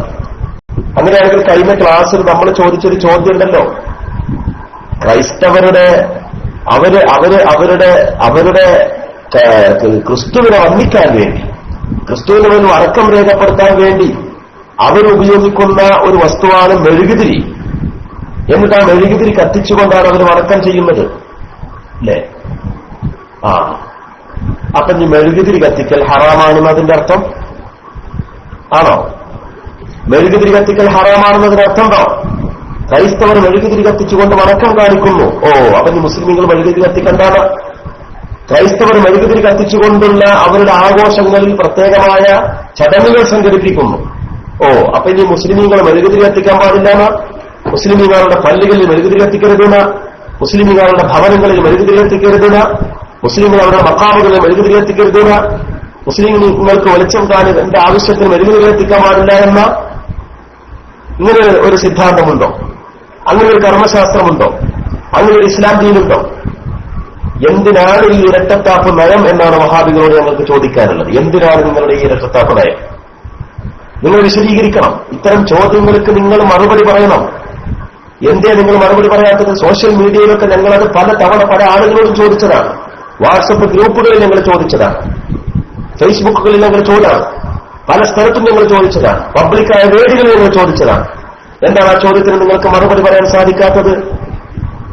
അപ്പൊ നിങ്ങളുടെ ഇരട്ടത്താപ്പ് നയം ബഹുമാനപ്പെട്ട അഹ്ലുസുന്നത്ത് വൽ ജമാഅയുടെ ഉലമാക്കളാൽ അംഗീകൃതമായ ആചാരങ്ങളെയും ഉലമാക്കളാൽ അംഗീകൃതമായ ആശയങ്ങളെയും തച്ചു തകർത്തിക്കൊണ്ട് ഇസ്ലാമിക സമൂഹത്തിന്റെ മനസ്സിൽ നിന്ന് പാരമ്പര്യത്തോടുള്ള ആ അഭിവാഞ്ചയും ആദരവും ഔലിയാക്കളോടുള്ള ബന്ധവും സാമീപ്യവും തകർത്തെറിയുവാൻ വേണ്ടിയുള്ള നിങ്ങളുടെ ഗൂഢപദ്ധതിയുടെ ഭാഗമായിട്ടാണ് ഹൈന്ദവ ആചാരമാണ് നിലവിളക്ക് കത്തിക്കുക എന്നുള്ള നിങ്ങളുടെ ഈ ആരോപണം എന്ന് വ്യക്തമായി നിങ്ങൾ തെളിയിച്ച കാര്യമാണ്. പക്ഷേ ഈ അടുത്ത് യമം അക്ബർ എന്ന് പറയുന്ന മുജാഹിദ് നേതാവ്, അയാൾ ഔദ്യോഗിക വിഭാഗം മുജാഹിദിന്റെ ഔദ്യോഗിക നേതാവാണ്, കേരള നേതൃത്വത്തിൽ മുജാഹിദീന്റെ മെമ്പറാണ്, അതിന്റെ സംസ്ഥാന ഭാരവാഹിയാണ്. അയാൾ നടത്തിയ ഒരു പരിപാടിയിൽ ഒരു രാമൻകുട്ടി എന്ന് പറയുന്ന ഒരു അമുസ്ലിം സഹോദരൻ ചോദിക്കുന്നൊരു ചോദ്യം, നിങ്ങൾ മുസ്ലിമീങ്ങൾക്ക് നിലവിളക്ക് എന്ന് പറയുന്ന നിലവിളക്ക് കൊളുത്തുക എന്നുള്ളത് ഹറാമല്ലേ? ഭാരതീയ ആചാരമായ ഈ നിലവിളക്ക് കൊളുത്തുന്നത് എന്തുകൊണ്ട് നിങ്ങൾക്ക് നിഷിദ്ധമായി ഹറാം എന്ന് ചോദിക്കുമ്പോൾ എം അക്ബർ പറയുന്ന മറുപടി, ആ മറുപടി സകല മുജാഹിദുകളൊന്ന് കേൾക്കണം. ആ മറുപടി സകല മുജാഹിദുകളൊന്ന് കേൾക്കണം. അയാൾ പറഞ്ഞ മറുപടിയുടെ ടോട്ടൽ ഞാൻ പറയാം, എന്നിട്ട് ഇൻഷാ അല്ലാഹ് അതിന്റെ ക്ലിപ്പ്. ഉമാർയുടെ സുന്നിസം പോയോ?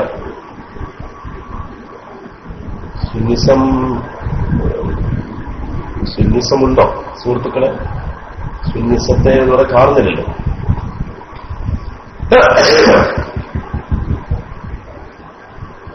നൗഷാദ് സാഹിബ് ഉണ്ടെങ്കിൽ അദ്ദേഹം ഒന്ന് റൈസ് ഹാൻഡ് ചെയ്യണം. നൗഷാദ് സാഹിബിന്റെ ശബ്ദം കേൾക്കുന്നുണ്ടെങ്കിൽ ഒന്ന് റൈസ് ഹാൻഡ് ചെയ്തിട്ട് വരണം. അതായത് എം അക്ബർ എന്ന് പറയുന്ന അവരുടെ നേതാവ് പറയുന്നുണ്ട്.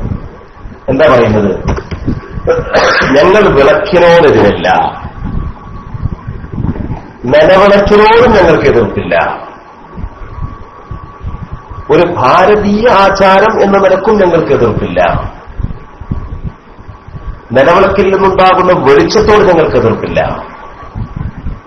നിലവിളക്ക് ഉണ്ടാക്കപ്പെടുന്ന ഓടിനോട് ഞങ്ങൾക്ക് എതിർപ്പില്ല. പിന്നെ ഞങ്ങൾക്ക് എതിർപ്പുള്ളത് എന്താണ്? അഗ്നി ആരാധനയുടെ ഭാഗമായി നടത്തപ്പെടുന്ന നിലവിളക്ക് കൊളുത്തുക എന്നുള്ള ആ ആചാരത്തിനോടാണ് ഞങ്ങൾക്ക് എതിർപ്പ്.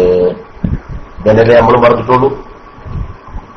നിലവിളക്കിനോട് ഞങ്ങൾക്ക് എതിർപ്പില്ല, നിലവിളക്കിൽ നിന്നുണ്ടാകുന്ന വെളിച്ചത്തോട് ഞങ്ങൾക്ക് എതിർപ്പില്ല, നിലവിളക്കിന്റെ ആകൃതിയോട് എതിർപ്പില്ല, നിലവിളക്ക് നിർമ്മിക്കപ്പെടുന്ന വസ്തുവിനോട് എതിർപ്പില്ല.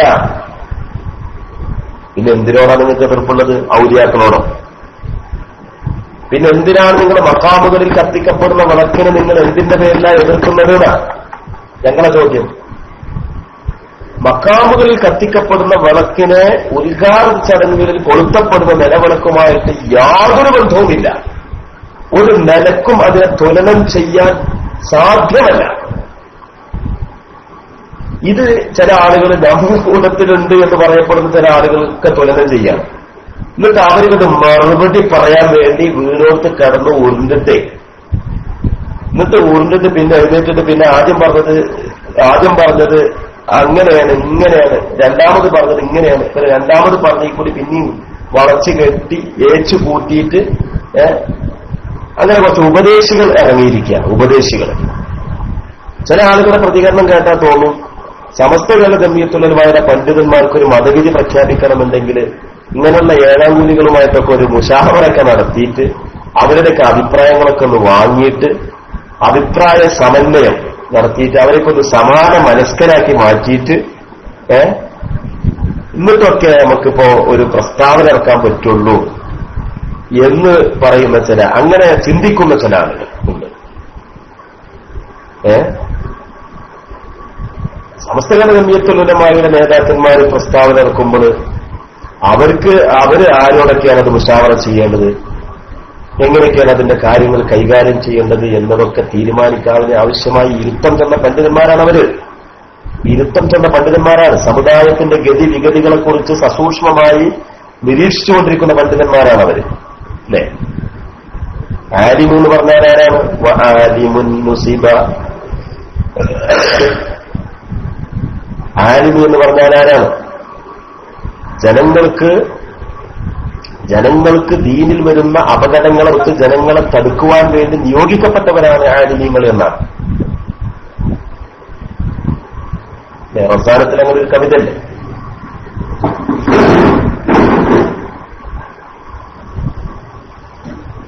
അപ്പൊ എന്റെ പ്രിയപ്പെട്ട സുഹൃത്തുക്കളെ, അങ്ങനെയുള്ള ആ ഇരുത്തം ചെന്ന പണ്ഡിതന്മാരാണ് സമസ്തയുടെ പണ്ഡിതന്മാർ. അവർ അനാവശ്യമായ പ്രസ്താവനകൾ ഇറക്കൂല. അത്യാവശ്യത്തിന് വേണ്ടി മാത്രമേ അവർ പ്രസ്താവനകൾ ഇറക്കുള്ളൂ. പേര് വരാൻ വേണ്ടിയുള്ള പ്രസ്താവനകളൊന്നും അവരുടെ ഭാഗത്തുനിന്നുണ്ടാവില്ല. അല്ലെ? ആചാരം എന്ന നിലക്കാകുമ്പോ ഹറാം എന്നൊക്കെ ചില ആൾക്കാർ പറയുന്നു. ഇങ്ങനൊന്നുമല്ല. സമസ്തയുടെ പ്രസ്താവനയാണ് അതിന്റെ ശരി. ഹൈന്ദവരുടെ പ്രത്യേക ആചാരം എന്ന് വിലയിരുത്തപ്പെടുന്ന രൂപത്തിലാകുമ്പോൾ അത് അനിസ്ലാമികമാണ്. അതിനാൽ നമ്മുടെ വിഷയത്തിൽ നിലവിളക്ക് കൊളുത്തി ഉദ്ഘാടനം ചെയ്യുക എന്ന് തന്നെ നമ്മൾ ടൈറ്റിൽ കൊടുത്തത്, തലവാചകം കൊടുത്തത്. അതേസമയത്ത് നിലവിളക്ക് കത്തിക്കുക എന്നുള്ളത് ഇതിനോട് കൂട്ടിക്കുറയ്ക്കേണ്ട ആവശ്യമില്ലല്ലോ. എങ്കിലല്ലേ ഇതിനെയും വ്യത്യാസപ്പെടുത്തുന്ന ഘടകം ഏത് എന്ന് പറയേണ്ടതുള്ളൂ. ആദരവിന് വേണ്ടിയാണെങ്കിൽ കുഴപ്പമില്ല, ആരാധനയ്ക്ക് വേണ്ടിയാവുമ്പോഴേ കുഴപ്പമുള്ളൂ. അങ്ങനെയാണോ സമസ്തയുടെ പത്തുപേരുള്ളത്? സമസ്തയുടെ അല്ലെങ്കിൽ സമസ്തയുടെ പണ്ഡിതന്മാരുടെ പ്രസ്താവനയുള്ളത് അങ്ങനെയൊന്നും പറഞ്ഞിട്ടില്ല. ഹൈന്ദവ വിഭാഗത്തിന്റെ പ്രത്യേക ആചാരമാണ് നിലവിളക്ക് കൊളുത്തൽ. ഉദ്ഘാടന വേദികളിലുള്ള ആ ചടങ്ങ് മുസ്ലിമീങ്ങൾക്ക് പറ്റില്ല. അതൊരു ആദരവാകട്ടെ, ആരാധനയാവട്ടെ, അത് ശിർക്കാവുന്നതാവട്ടെ അല്ലാത്തതാവട്ടെ. ശിർക്കാവുന്നത് ഏതായാലും പാടില്ല, അത് സംശയമില്ല. എങ്ങനെയാണത് ശിർക്കാവുക, അത് കുഫ്റാവുക, എങ്ങനെയാണത് ഹറാമിന്റെ പട്ടികയിൽ വരിക, എങ്ങനെയാണത് കറാഹത്തിന്റെ പട്ടികയിൽ വരിക എന്നൊക്കെ കഴിഞ്ഞ ക്ലാസ്സിൽ വിശദമായിട്ട് നമ്മൾ വിശദീകരിച്ചിട്ടുണ്ട്. ഞാനത് അതിന്റെ ആവർത്തനങ്ങളിലേക്ക് പോകുന്നില്ല.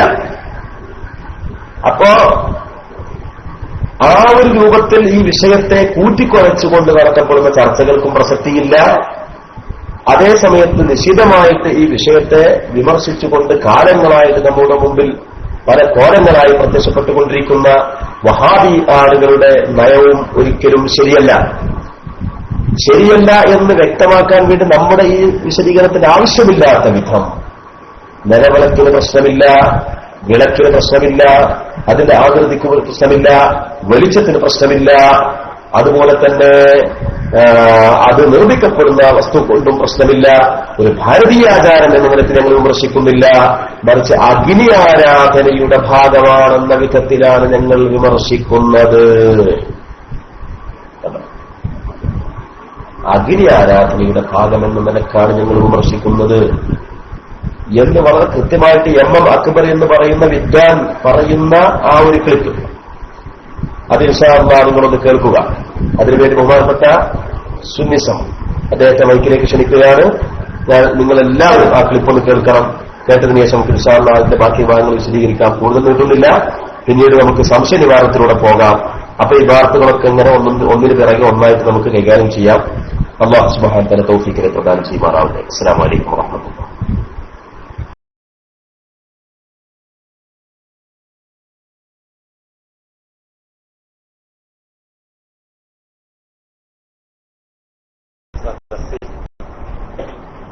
പാവപ്പെട്ട ഒരു സാധാരണക്കാരന് ഒരു സംശയം ചോദിക്കാൻ ഒരു അവസരം കിട്ടിയേ പടച്ചവരോടും ദൈവത്തോടും എല്ലാവരോടും ഈ സദസ്സിനോടും നന്ദി പറഞ്ഞുകൊണ്ട് ഞാൻ എന്റെ സംശയം ഇവിടെ പറയുന്നു. ഇസ്ലാം മതത്തിലെ ഒരു കാര്യം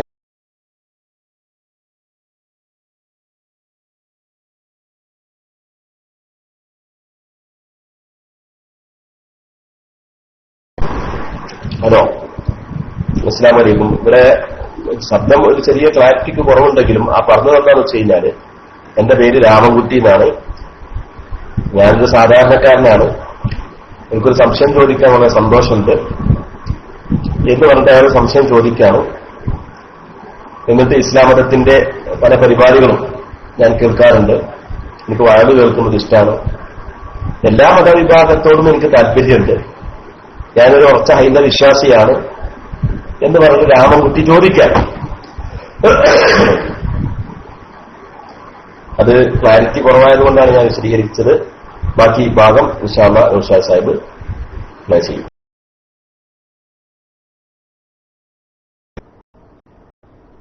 ചോദിക്കുക, ഒരു സംശയമാണ് ചോദിക്കുന്നത്. അത്ര അറിവോ പഠിതനോ അല്ലെങ്കിൽ ഒരു മതപരമായിട്ടൊരു ഹൈന്ദവ വിശ്വാസിയാണ്. എന്റെ പേര് രാമൻകുട്ടി, നിലമ്പൂർ വാസിയാണ്. അപ്പൊ ഇതുപോലെയുള്ള ഈ ഒരു സദസ് ഇവിടെ വന്നപ്പോ ഞാൻ ഇവിടെ കയറി. അപ്പൊ ഈ അന്തരീക്ഷം കണ്ട് ഇവിടെ കയറിയത് കേൾക്കാൻ എനിക്ക് വലിയ സന്തോഷമാണ്. ഞാൻ സാധാരണ ബൈബിളും കാര്യങ്ങളും ഇസ്ലാമത്തിനെ പറ്റിയും ക്രിസ്തുമതത്തിന് എല്ലാ മതങ്ങളോടും ആദരവുള്ളവരുമാണ് ഞാൻ. അപ്പോ അല്ല പറയുമ്പോ അത് പറയണം, ഒരു സംശയം ചോദിക്കുക. പിന്നെ സാധാരണ നമ്മളൊരു ഉദ്ഘാടനം കഴിക്കുമ്പോൾ അല്ലെങ്കിൽ ഒരു വീടിന്റെ അല്ലെങ്കിൽ ഒരു പൊതുവേദി ഇതുപോലുള്ള ഒരു വേദി കഴിക്കുമ്പോൾ സാധാരണ നമ്മുടെ ഭാരതീയ സംസ്കാരം, ഈ രാഷ്ട്രത്തിൻ്റെതായിട്ടുള്ള ഒരു സംസ്കാരം എന്ന് വെക്കാൻ അവിടെ നിലവിളക്ക് കത്തിച്ച് വെച്ച് ചെയ്യാറുണ്ട്, ഉദ്ഘാടനം കഴിക്കാറുണ്ട്. അത് ഇസ്ലാമിന് ഹറാമാണ് എന്ന് പറയുന്നു. അതിനെ പറ്റി ഒന്ന് സംശയമുണ്ട്. അത് ചെയ്യാൻ പാടില്ല എന്നുള്ളത്. അങ്ങനെ ചെയ്ത് ഒരു മന്ത്രിക്ക് ഇവിടെ ശിക്ഷ കൊടുത്തതായിട്ടുള്ള വാർത്തകൾ പത്രം മുഖേന നമ്മളെല്ലാവരും അറിഞ്ഞതാണ്. അതിനെപ്പറ്റി ഒന്ന് അറിയണം.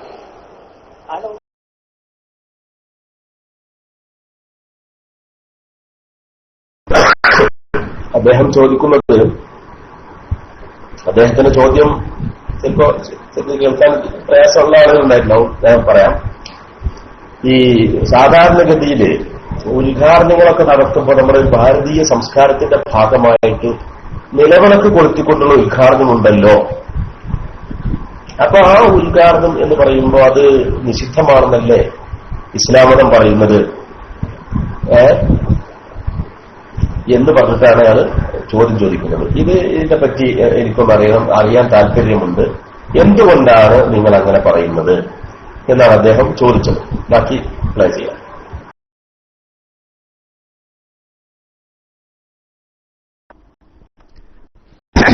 ഒറ്റ സെക്കൻഡ്.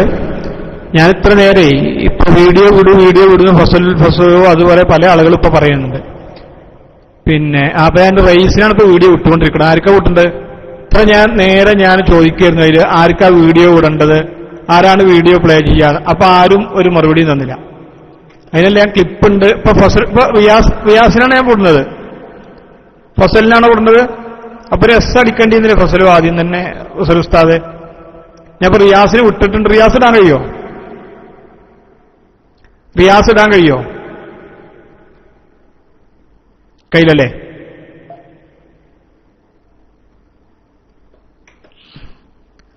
ഇനിയിപ്പോ ഫസലിന് വിടണോ? ഓക്കെ. അപ്പൊ ഇതിലൊന്ന് എസ് പറഞ്ഞാൽ മതിയായിരുന്നു. ഇതൊരൊറ്റ 8 സെക്കൻഡ് കൊണ്ട് അപ്പൊ തന്നെ വിടാം. അപ്പൊ കൃത്യമായിട്ട് വീഡിയോ കണ്ടു തന്നെ കേൾക്കാം. നല്ല ക്ലാരിറ്റി സൗണ്ടിൽ അത് കേൾക്കേണ്ട ഒരു ഭാഗമാണ്. ബഹുമാനപ്പെട്ട MT ഉസ്താദ് പറഞ്ഞതുപോലെ വളരെ ഒരു അവരുടെ വാദം സത്യത്തിൽ ഇപ്പോ ഒരു വാദവും ഇല്ലാതെ ഇപ്പൊ എന്ത് സുന്നത്ത് ജമാഅത്തിന്റെ വാദത്തിലേക്ക് തിരിച്ചു വരേണ്ട ഗതികേട് സത്യത്തിൽ മുജാഹിദ് വിഭാഗത്തിൽ ഉണ്ടായിക്കൊണ്ടിരിക്കുകയാണ്. ഏത് വിഷയം വ്യാഖ്യാനിച്ചാലും ഇപ്പോ വ്യാഖ്യാനിച്ച് യഥാർത്ഥത്തിൽ സുന്നത്ത് ജമാഅത്ത് ഇവിടെ പഠിപ്പിച്ച അടിസ്ഥാനങ്ങളും തൗഹീദിലേക്കും മടങ്ങി വരികയല്ലാതെ മറ്റൊരു മാർഗവുമില്ല എന്നവർക്ക് ബോധ്യപ്പെടുന്ന വളരെ വ്യക്തമായ ക്ലിപ്പാണ് ഇപ്പൊ നിങ്ങൾക്ക് മുമ്പിൽ കേൾക്കാൻ പോകുന്നത്. അപ്പം മുമ്പൊക്കെ അവര് പറഞ്ഞിരുന്ന ചില കാര്യങ്ങളുണ്ടായിരുന്നു. അതിനൊക്കെ വളരെ വ്യത്യസ്തമായിട്ടാണ് ഇപ്പൊ മുജാഹിദ് അവതരിപ്പിച്ചുകൊണ്ടിരിക്കുന്നത്. പക്ഷെ ചില ആളുകൾ ഇതിലിപ്പോ പുതിയ നമുക്കിടയിൽ തന്നെ ചില ആളുകളൊക്കെ ചില ഫേസ്ബുക്ക് മുഫ്തിമാരും മറ്റുമൊക്കെയായി പല ആളുകളും കടന്നു വന്നുകൊണ്ട് ഇതിലൊക്കെ ഒരു സംശയം ഉണ്ടാക്കുകയാണ്. ഏത് കാര്യത്തിലും അങ്ങനെയാണല്ലോ, അമ്മനെ തച്ചാലും തള്ളനെ തച്ചാലും രണ്ട് വിഭാഗം എന്ന് പറഞ്ഞതുപോലെ ഏതെങ്കിലും ഒരു വിഷയത്തിൽ എന്തെങ്കിലുമൊക്കെ ഒരു ആളെ കൂട്ടാൻ മാർഗമുണ്ടോ, അല്ലെങ്കിൽ നമുക്ക് ഒരു ഷൈൻ ചെയ്യാൻ മാർഗമുണ്ടോ എന്നിങ്ങനെ നമ്മളൊരു ഒരു ആധികാരിക പണ്ഡിത സഭകളൊക്കെ എന്തെങ്കിലും പറഞ്ഞാൽ അതിനെതിരെ എന്തെങ്കിലുമൊക്കെ ഒരു കൊളുത്ത്, നമ്മുടേതായ ഒരു കൊളുത്തിട്ടാൽ സ്വാഭാവികമായിട്ടും അതൊരു ചർച്ചയ്ക്ക് വിഷയീഭവിക്കും. അപ്പോൾ കുറെ ആളുകൾ അതുമായി ബന്ധപ്പെടും. അങ്ങനെ ഒരു ആളുകൾക്കിടയിൽ മുസ്ലിം ഉമ്മത്തിനിടയിൽ ആവശ്യവും അനാവശ്യവും അതിനേക്കാൾ മോശകരവുമായ പല ചർച്ചകൾക്കൊക്കെ ആളെ കൂട്ടിക്കൊണ്ടിരിക്കുന്ന ഈ സാഹചര്യത്തിൽ മുജാഹിദുകൾ പോലും സത്യത്തിൽ സത്യം തിരിച്ചറിഞ്ഞുകൊണ്ട് സുന്നത്ത് ജമാഅത്തിന്റെ വിശ്വാസത്തിലേക്ക് കടന്നു വരേണ്ട ഗതികേട് ഇന്ന് അവർക്ക് പോലും ഉണ്ടായിക്കൊണ്ടിരിക്കുന്നു എന്ന് വ്യക്തമായി കാണുന്നതാണ്. ഏതായാലും ക്ലിപ്പ് റെഡി ആയിട്ടുണ്ട്. ഇതിന്റെ തുടക്കം മുതൽ തന്നെ ഫസൽ ഫസു ഇപ്പോ റൈസാൻഡ് ചെയ്യണം. അദ്ദേഹത്തിന്റെ കയ്യിൽ ക്ലിപ്പ് എത്തിയിട്ടുണ്ട്. ഇൻഷാ അല്ലാഹ് അദ്ദേഹം ഉടൻ തന്നെ ക്ലിപ്പ് നിങ്ങളെ കേൾപ്പിക്കും എന്ന് അറിയിക്കുകയാണ്. ഫസൽ ഫസു ക്ലിപ്പ് കിട്ടിയല്ലോ? ഫസൽ ഫസു ക്ലിപ്പ് കിട്ടിയല്ലോ അല്ലേ? ഓക്കെ. ഫസൽ ഫസു എന്ന ഐഡിയിലുള്ള ഉസ്താദ് ക്ലിപ്പ് കിട്ടിയില്ലേ?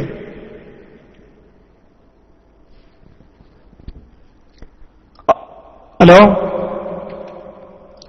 ക്ലിപ്പ് കിട്ടിയില്ലേ? ഇവർ കേൾക്കണില്ലൊന്നും.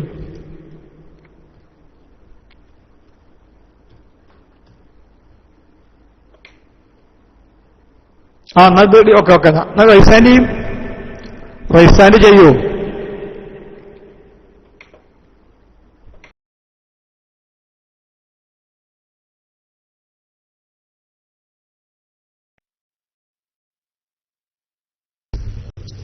മുഹമ്മദ് നബിയുടെ നാമം കൊണ്ട് പരിശുദ്ധ പവിത്രമായ ഈ സദസ്സിൽ പാവപ്പെട്ട ഒരു സാധാരണക്കാരന് ഒരു സംശയം ചോദിക്കാൻ ഒരവസരം കിട്ടിയതിൽ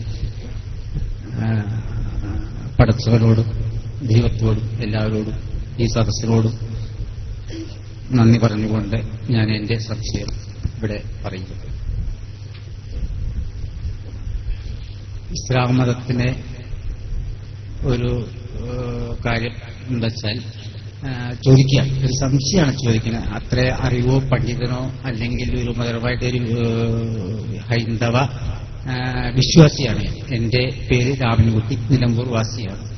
അപ്പൊ ഇതുപോലെയുള്ള ഈ ഒരു സദസ്സ് ഇവിടെ വന്നപ്പോൾ ഞാൻ ഇവിടെ കയറി. അപ്പൊ ഈ അന്തരീക്ഷം കണ്ട് ഇവിടെ കയറിയത് കേൾക്കാൻ എനിക്ക് വലിയ സന്തോഷമാണ്. ഞാൻ സാധാരണ ബൈബിളും കാര്യങ്ങളും ഇസ്ലാം മതത്തിനെ പറ്റിയും ക്രിസ്തുമതത്തിന് എല്ലാ മതങ്ങളോടും ആദരവുള്ളവനുമാണ് ഞാൻ. അപ്പോ അല്ല പറയുമ്പോൾ അത് പറയണം, ഒരു സംശയം ചോദിക്കാം. പിന്നെ സാധാരണ നമ്മളൊരു ഉദ്ഘാടനം കഴിക്കുമ്പോൾ അല്ലെങ്കിൽ ഒരു വീടിന്റെ അല്ലെങ്കിൽ ഒരു പൊതുവേദി ഇതുപോലുള്ള ഒരു വേദി കഴിക്കുമ്പോൾ സാധാരണ നമ്മുടെ ഭാരതീയ സംസ്കാരം, ഈ രാഷ്ട്രത്തിൻ്റെതായിട്ടുള്ള ഒരു സംസ്കാരം എന്ന് വെക്കാം, അവിടെ നിലവിളക്ക് കത്തിച്ചു വെച്ച് ചെയ്യാറുണ്ട്, ഉദ്ഘാടനം കഴിക്കാറുണ്ട്. അത് ഇസ്ലാമിന് ഹറാമാണ് എന്ന് പറയുന്നു. അതിനെ പറ്റി ഒന്ന് സംശയമുണ്ട്. അത് ചെയ്യാൻ പാടില്ല എന്നുള്ളത്, അങ്ങനെ ചെയ്ത് ഒരു മന്ത്രിക്ക് ഇവിടെ ശിക്ഷ കൊടുത്തതായിട്ടുള്ള വാർത്തകൾ.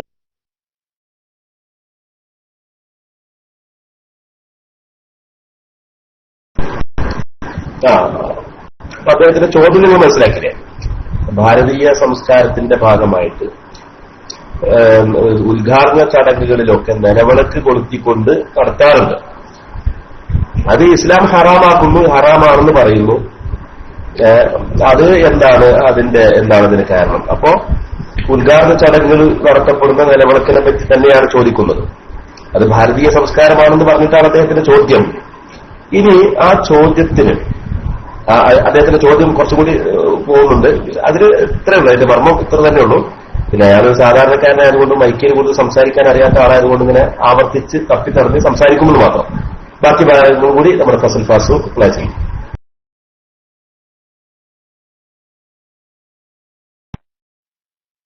പത്രം മുഖേന നമ്മളെല്ലാവരും അറിഞ്ഞതാണ്. അതിനെപ്പറ്റി ഒന്നും അറിയണം.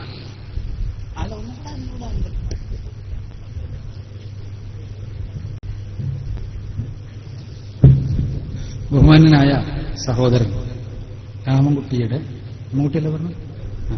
രാമൻകുട്ടിയുടെ ചോദ്യം ഈ ഭാരതീയ സംസ്കാരത്തിന്റെ ഒരു ലക്ഷണമായ നിലവിളക്ക് കത്തിക്കുന്നതിനെ കുറിച്ച് ഇസ്ലാമികമായ വീക്ഷണമാണ്.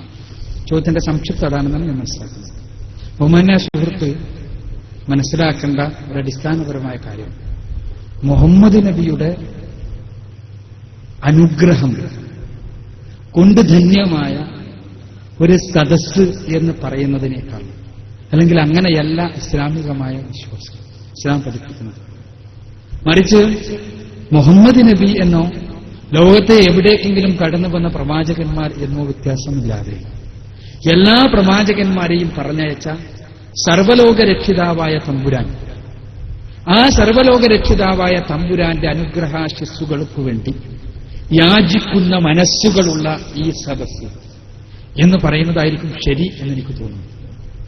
ഇനി എന്താണ് ഇവിടെ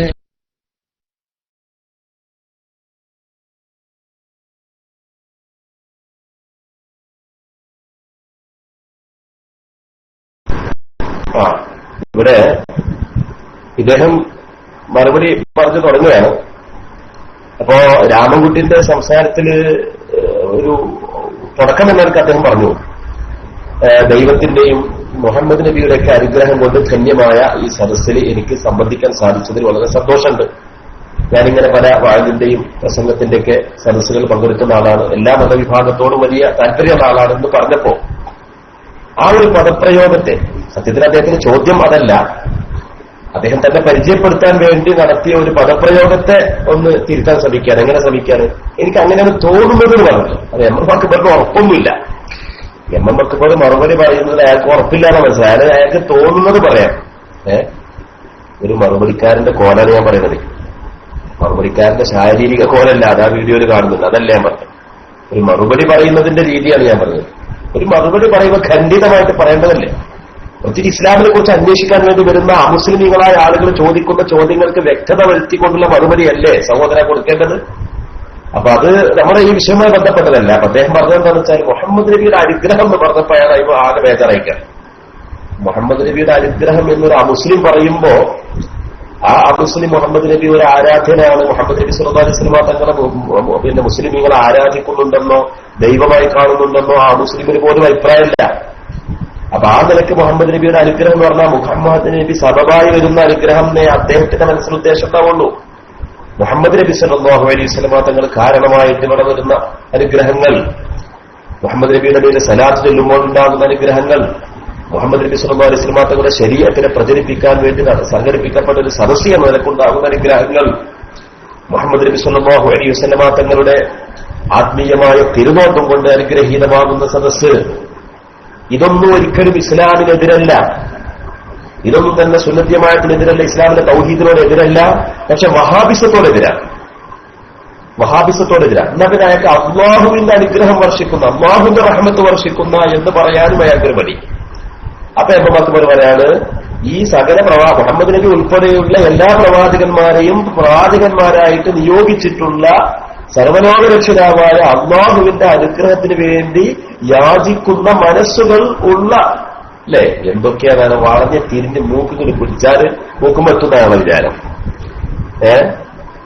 വലത്തെ കൈ കൊണ്ട് ഇടത്തെ കൈയിന്റെ കക്ഷത്തിന്റെ ഉള്ളിലൂടെ അങ്ങ് കൊണ്ടുപോയിട്ട് പിന്നെ വലത്തെ തോളിലൂടെ അങ്ങ് കൊണ്ടുവന്നിട്ട് വലത്തെ ചുമരിലൂടെ അങ്ങ് കൊണ്ടുവന്നിട്ട് ഇടത്തെ ചെവിയിലൂടെ അങ്ങോട്ട് കറക്കി കൊണ്ടുവന്നിട്ട് മൂക്കിന്റെ ഓട്ടിക്കായാൽ രണ്ട് വിരലിടാൻ ശ്രമിക്കാണ്. എന്തിനാ സഹോദര അങ്ങനെയൊക്കെ പറയേണ്ട ആവശ്യം? നിങ്ങൾ കേറി നടക്കുന്ന ആദർശത്തിന്റെ ജാല്യതയല്ലേ അതൊക്കെ? എന്താണ് പറഞ്ഞത്? എന്താ പറഞ്ഞത്? മുഹമ്മദ് നബി ഉൾപ്പെടെയുള്ള സർവപ്രവാചകന്മാരെയും നിയോഗിച്ചിട്ടുള്ള സർവലോകരക്ഷിതാവായ ദൈവം തമ്പുരാന്റെ അനുഗ്രഹങ്ങൾക്ക് വേണ്ടി യാചിക്കുന്ന മനസ്സിന്റെ ഉടമകളായ മനുഷ്യന്മാരെ സംബന്ധിക്കുന്ന സദസ്സ് അല്ലേ? എന്തൊക്കെയായി പറയുന്നത്? പശുവിനെ പറ്റി എന്താ പറയാ? പശുവിനെ പറ്റി മൂരിന്റെ അമ്മ എന്ന് പറയുന്ന മാതിരിയാണ് പതി. ഇക്കൊല്ലം ഉദയത്ത് അറുക്കുന്നത് ഏതിനെയാണ്? ഇക്കൊല്ലം ഉദയത്ത് അറുക്കുന്നത് പോത്തിനെയാണെന്ന് പറയേണ്ട സ്ഥാനത്ത് അല്ലേ? പോത്തിനെയാണെന്ന് പറയേണ്ട സ്ഥാനത്ത് പിന്നെ പോത്തും കുറ്റിന്റെ വാപ്പാന്ന് പറയുന്ന മാതിരിയാണ് പത്. പോട്ടെ, നമ്മളത് താൽക്കാലികമായിട്ട് വിശദീകരിച്ചു. അയാൾ ആ വിഷയത്തിലേക്ക് ഇറക്കുന്നത് എല്ലാവരും ശ്രദ്ധിക്കണം. വിഷയത്തിലേക്ക് ഇറക്കുന്നത് എല്ലാവരും ശരിക്കും ശ്രദ്ധിക്കണം. ഈ അക്ബർ എന്ന് പറയുന്ന ആളാത്ര ഇവരുടെ ഏറ്റവും വലിയ എന്താ പറയാ ഇസ്ലാമിനെ പ്രതിനിധീകരിക്കുന്ന അമുസ്ലിമീങ്ങൾക്കിടയിൽ ഇസ്ലാമിനെ കുറിച്ച് പ്രബോധനം നടത്തിക്കൊണ്ടിരിക്കുന്ന ഏറ്റവും വലിയ പ്രതീകം എന്ന് പറയുന്നത് ഇയാളാത്ര. ഈ കഥയില്ലാത്ത വർത്താനങ്ങൾ പറയുന്ന ഇയാളാണ്. ഇയാളുടെ സംസാരം കേട്ടാൽ നമ്മക്കിനെ തോന്നും ഒരു ബുദ്ധിയുള്ള അമുസ്ലിം. ഇയാളെ രണ്ട് വിരൽ ചൂണ്ടിട്ട് രണ്ട് ചോദ്യം ചോദിച്ചാൽ മറക്കും. അത്രേ ഉള്ളൂ. പോട്ടെ, പറയട്ടെ, തുടരട്ടെ.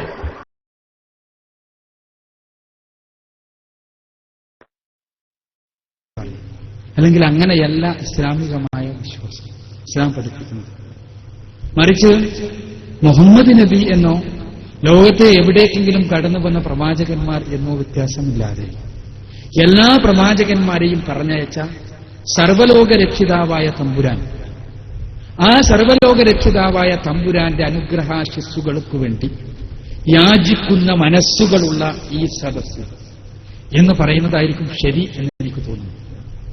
ഇനി എന്താണ് ഇവിടെ നിലവിളക്കിനോട് ഇസ്ലാമിനുള്ള വിരോധം?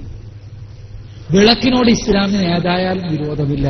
അങ്ങനെ വിരോധം ഉണ്ടെങ്കിൽ ഇസ്ലാമിന് നിലനിൽക്കാനും കഴിയില്ല. കാരണം ഇലക്ട്രിക് ലാമ്പ് കണ്ടുപിടിച്ചിട്ട് കുറച്ച് കാലമായി. അതിനു മുമ്പ് നമ്മളെല്ലാവരും ഉപയോഗിച്ചാണ് വിളക്ക്. ആ വിളക്കിനോട് ആർക്കെങ്കിലും വല്ല വിരോധമുണ്ടോ? ഒരു വിരോധമില്ല. പിന്നെ എന്താ നിലവിളക്ക്? നിലവിളക്കിന്റെ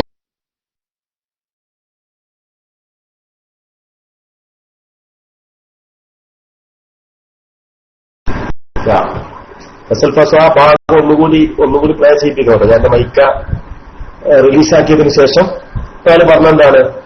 ചോദ്യത്തിലേക്ക് വരാം, ചോദ്യത്തിന്റെ മറുപടി കേൾക്കുക എന്ന് പറഞ്ഞാൽ പറയുന്നത് എന്താണ്? നിലവിളക്ക് എന്നുള്ളതിനോട് നമുക്കൊരു വിരോധവുമില്ല. വിളക്കിനോട് നമുക്ക് വിരോധമില്ല. കാരണം ഇലക്ട്രിക് ലാമ്പുകളൊക്കെ ഈ അടുത്തുണ്ടായിട്ടുണ്ടല്ലോ. ഇലക്ട്രിക് ലാമ്പുകൾ ഇതിനു മുമ്പില്ലല്ലോ. നമ്മളൊക്കെ വിളക്ക് കത്തിക്കുന്ന ആളുകൾ തന്നെയല്ലേ. നിലവിളക്കിനോട് നമുക്ക് എതിർപ്പില്ല. നിലവിളക്കിന്റെ ആകൃതിയോട് നമുക്ക് എതിർപ്പില്ല. നിലവിളക്ക് നിർമ്മിച്ച വസ്തുവിനോട് നമുക്ക് എതിർപ്പില്ല. പിന്നെന്തിനാ ഇങ്ങനെ മക്കാമുകളിലെ വിളക്കിനെ എതിർക്കുന്നത്? ഒന്നുകൂടി ഫസൽ ഫാസു ആ ഭാഗം ഒന്ന് നിങ്ങൾ പ്ലേ ചെയ്യിപ്പിക്കുക. ഏറ്റവും പ്രധാനപ്പെട്ട ഭാഗമാണ്. വഹാബിസം എന്തൊന്നിന്റെ പേരിലാണോ സുന്നത്ത് ജമാഅത്തിനെ ക്രൂശിക്കുവാൻ വേണ്ടി ഇതുവരെ പറഞ്ഞു നടന്നിരുന്നതെങ്കിൽ ഇന്നിതാ ബുദ്ധിയുള്ള ആളുകളുടെ മുമ്പിൽ താൻ മുട്ടിപ്പോകുമെന്ന് ഭയപ്പെട്ടപ്പോൾ സാന്ദർഭികമായിട്ട് ചുവട് മാറ്റുന്ന അടിപകർന്ന എം അക്ബറിന്റെ വാക്കുകൾ നിങ്ങളൊന്നുകൂടി ശ്രദ്ധിക്കുക. ഒന്നുകൂടി നിങ്ങൾ ആ കാര്യം ശ്രദ്ധിക്കുക. ആ ഭാഗം ഒന്നുകൂടി പ്ലേ ചെയ്യിപ്പിക്കുക. ഫസൽ ഫാസുലിനെ മൈക്ക് റിലീസ് ചെയ്യാം.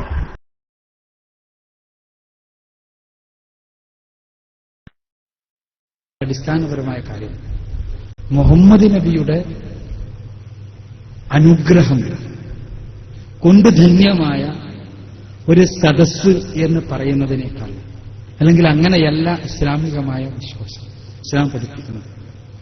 മറിച്ച് മുഹമ്മദ് നബി എന്നോ ലോകത്തെ എവിടേക്കെങ്കിലും കടന്നു വന്ന പ്രവാചകന്മാർ എന്നോ വ്യത്യാസമില്ലാതെ എല്ലാ പ്രവാചകന്മാരെയും പറഞ്ഞയച്ച സർവലോക രക്ഷിതാവായ തമ്പുരാൻ, ആ സർവലോക രക്ഷിതാവായ തമ്പുരാന്റെ അനുഗ്രഹാശിസ്സുകൾക്ക് വേണ്ടി യാചിക്കുന്ന മനസ്സുകളുള്ള ഈ സദസ്സ് എന്ന് പറയുന്നതായിരിക്കും ശരി എന്നെനിക്ക് തോന്നുന്നു. ഇനി എന്താണ് ഇവിടെ നിലവിളക്കിനോട് ഇസ്ലാമിനുള്ള വിരോധം? വിളക്കിനോട് ഇസ്ലാമിന് ഏതായാലും വിരോധമില്ല. അങ്ങനെ വിരോധം ഉണ്ടെങ്കിൽ ഇസ്ലാമിന് നിലനിൽക്കാനും കഴിയില്ല. കാരണം ഇലക്ട്രിക് ലാമ്പ് കണ്ടുപിടിച്ചിട്ട് കുറച്ച് കാലമായി. ഇസ്ലാമിന് ഏതായാലും വിരോധമില്ല. അങ്ങനെ വിരോധം ഉണ്ടെങ്കിൽ ഇസ്ലാമിന് നിലനിൽക്കാനും കഴിയില്ല. കാരണം ഇലക്ട്രിക് ലാമ്പ് കണ്ടുപിടിച്ചിട്ട് കുറച്ച് കാലമായി എന്ന് പറയുന്നതായിരിക്കും ശരി എന്നെനിക്ക് തോന്നുന്നു. ഇനി എന്താണ് ഇവിടെ നിലവിളക്കിനോട് ഇസ്ലാമിനുള്ള വിരോധം? വിളക്കിനോട് ഇസ്ലാമിന് ഏതായാലും വിരോധമില്ല. അങ്ങനെ വിരോധം ഉണ്ടെങ്കിൽ ഇസ്ലാമിന് നിലനിൽക്കാനും കഴിയില്ല. കാരണം ഇലക്ട്രിക് ലാമ്പ് കണ്ടുപിടിച്ചിട്ട് കുറച്ച് കാലമായി.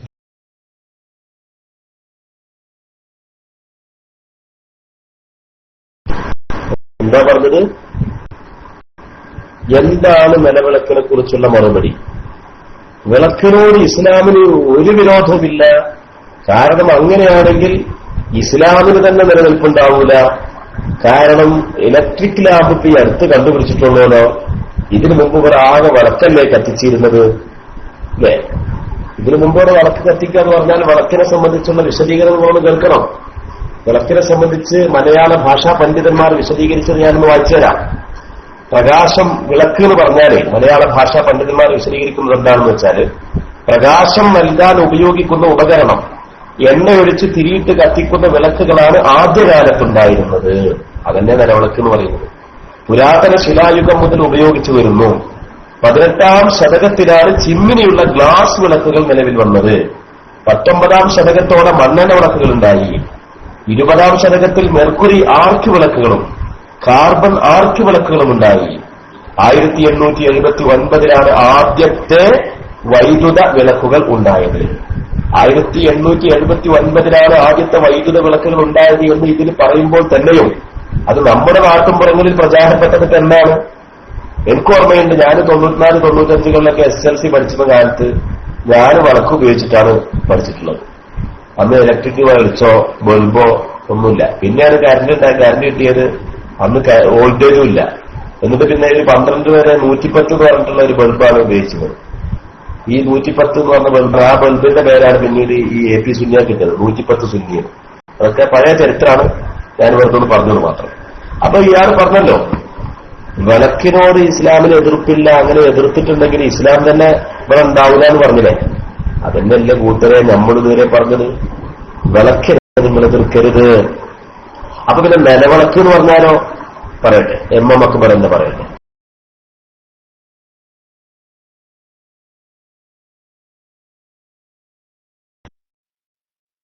തമ്പുരാന്റെ അനുഗ്രഹാശിസ്സുകൾക്ക് വേണ്ടി യാചിക്കുന്ന മനസ്സുകളുള്ള ഈ സദസ്സ് എന്ന് പറയുന്നതായിരിക്കും ശരി എന്നെനിക്ക് തോന്നുന്നു. ഇനി എന്താണ് ഇവിടെ നിലവിളക്കിനോട് ഇസ്ലാമിനുള്ള വിരോധം? വിളക്കിനോട് ഇസ്ലാമിന് ഏതായാലും വിരോധമില്ല. അങ്ങനെ വിരോധം ഉണ്ടെങ്കിൽ ഇസ്ലാമിന് നിലനിൽക്കാനും കഴിയില്ല. കാരണം ഇലക്ട്രിക് ലാമ്പ് കണ്ടുപിടിച്ചിട്ട് കുറച്ച് കാലമായി. അതിനു മുമ്പ് നമ്മളെല്ലാവരും ഉപയോഗിച്ചാണ് വിളക്ക്. ആ വിളക്കിനോട് ആർക്കെങ്കിലും വല്ല വിരോധമുണ്ടോ? ഒരു വിരോധമില്ല. അതിനു മുമ്പ് നമ്മളെല്ലാവരും ഉപയോഗിച്ചാണ് വിളക്ക്. ആ വിളക്കിനോട് ആർക്കെങ്കിലും വല്ല വിരോധമുണ്ടോ? ഒരു വിരോധമില്ല. പിന്നെ എന്താ നിലവിളക്ക്? നിലവിളക്കിന്റെ ആകൃതിയോടോ അല്ലെങ്കിൽ നിലവിളക്കുണ്ടാക്കിയ ആ ഓടിനോടോ അല്ലെങ്കിൽ നിലവിളക്കുണ്ടാക്കിയ അതിന്റെ ആ നിർമ്മാതാവിനോടോ ഒന്നും തന്നെ നമുക്ക് ആർക്ക് ആ ഓടിനോടോ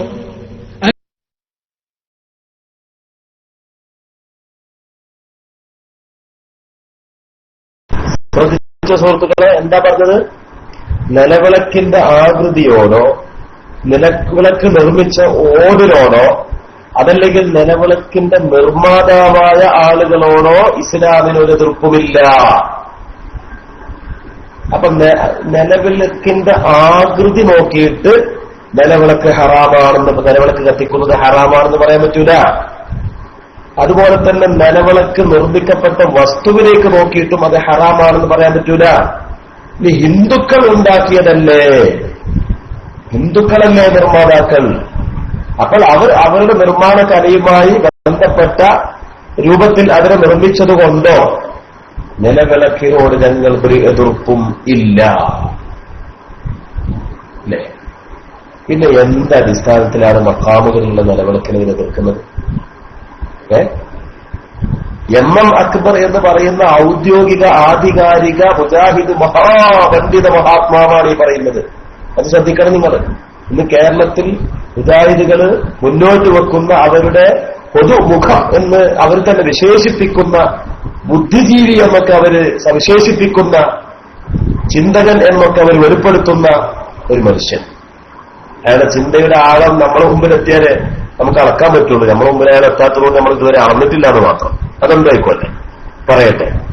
അപ്പോ വെളിച്ചത്തോട് ഇസ്ലാമിന് എതിർപ്പില്ല, നിലവിളക്കിനോട് എതിർപ്പില്ല, അതിന്റെ രൂപത്തോട് എതിർപ്പില്ല, അതിന്റെ നിർമ്മാണത്തിനോട് എതിർപ്പില്ല, നിർമ്മാതാക്കളോട് എതിർപ്പില്ല, നിർമ്മാണത്തിനുപയോഗിച്ച നിർമ്മാണ വസ്തുവിനോട് എതിർപ്പില്ല. പിന്നെ എവിടെയാണ് എതിർപ്പ്? പറയട്ടെ.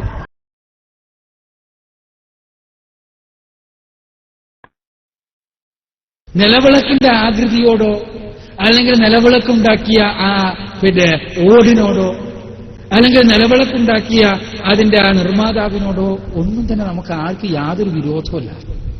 അതിനു മുമ്പ് നമ്മളെല്ലാവരും ഉപയോഗിച്ചാണ് വിളക്ക്. ആ വിളക്കിനോട് ആർക്കെങ്കിലും വല്ല വിരോധമുണ്ടോ? ഒരു വിരോധമല്ല. പിന്നെ എന്താ നിലവിളക്ക്? നിലവിളക്കിന്റെ ആകൃതിയോടോ അല്ലെങ്കിൽ നിലവിളക്കുണ്ടാക്കിയ ആ ഓടിനോടോ അല്ലെങ്കിൽ നിലവിളക്കുണ്ടാക്കിയ അതിന്റെ ആ നിർമ്മാതാവിനോടോ ഒന്നും തന്നെ നമുക്ക് ആർക്ക് യാതൊരു വിരോധമല്ല. പിന്നെ എന്താണ് പ്രശ്നം? നിലവിളക്ക് കത്തിച്ച് ഉദ്ഘാടനം ചെയ്യണമെന്ന് തീരുമാനിക്കുവാൻ കാരണമെന്താണ്? ഉദ്ഘാടനം ചെയ്യണമെന്ന് തീരുമാനിക്കാൻ കാരണം ഭാരതീയമായ ഒരു ആചാരമാണ് നിലവിളക്ക് കത്തിക്കൽ. അവിടെ നിന്നാണ് പ്രശ്നത്തിന്റെ വേര് സ്ഥിതിക്കുന്നത്. നിലവിളക്ക് കത്തിച്ച് ഉദ്ഘാടനം ചെയ്യണമെന്ന് തീരുമാനിക്കാൻ കാരണം ഭാരതീയമായ ഒരു ആചാരമാണ് നിലവിളക്ക് കത്തിക്കൽ. തീരുമാനിക്കുവാൻ കാരണമെന്താണ്?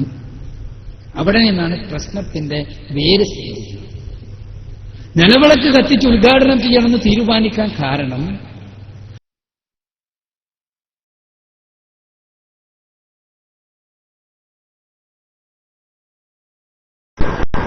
അപ്പൊ എവിടുന്നാണ് പ്രശ്നത്തിന്റെ തുടക്കം എവിടുന്നാണെന്ന് അയാൾ പറഞ്ഞില്ലേ? നിലവിളക്ക് കത്തിച്ച് നിലവിളക്ക് കൊളുത്തി ഉദ്ഘാടനം ചെയ്യാൻ ഉള്ള കാരണം അതൊരു ഭാരതീയ ആചാരമാണ് എന്നതാണ്. ഈ ഭാരതീയ ആചാരം മിൻഹൈസു ഇന്നഹു ഭാരതീയം, ഞാൻ അറബി മലയാളം കൂടി കലർത്തിയത് പറയാൻ പോകുന്ന ആശയത്തിന്റെ ഏറ്റവും കൃത്യമായ പദപ്രയോഗം നടത്തുക എന്നത് ലക്ഷ്യം വെച്ചിട്ടാണ്.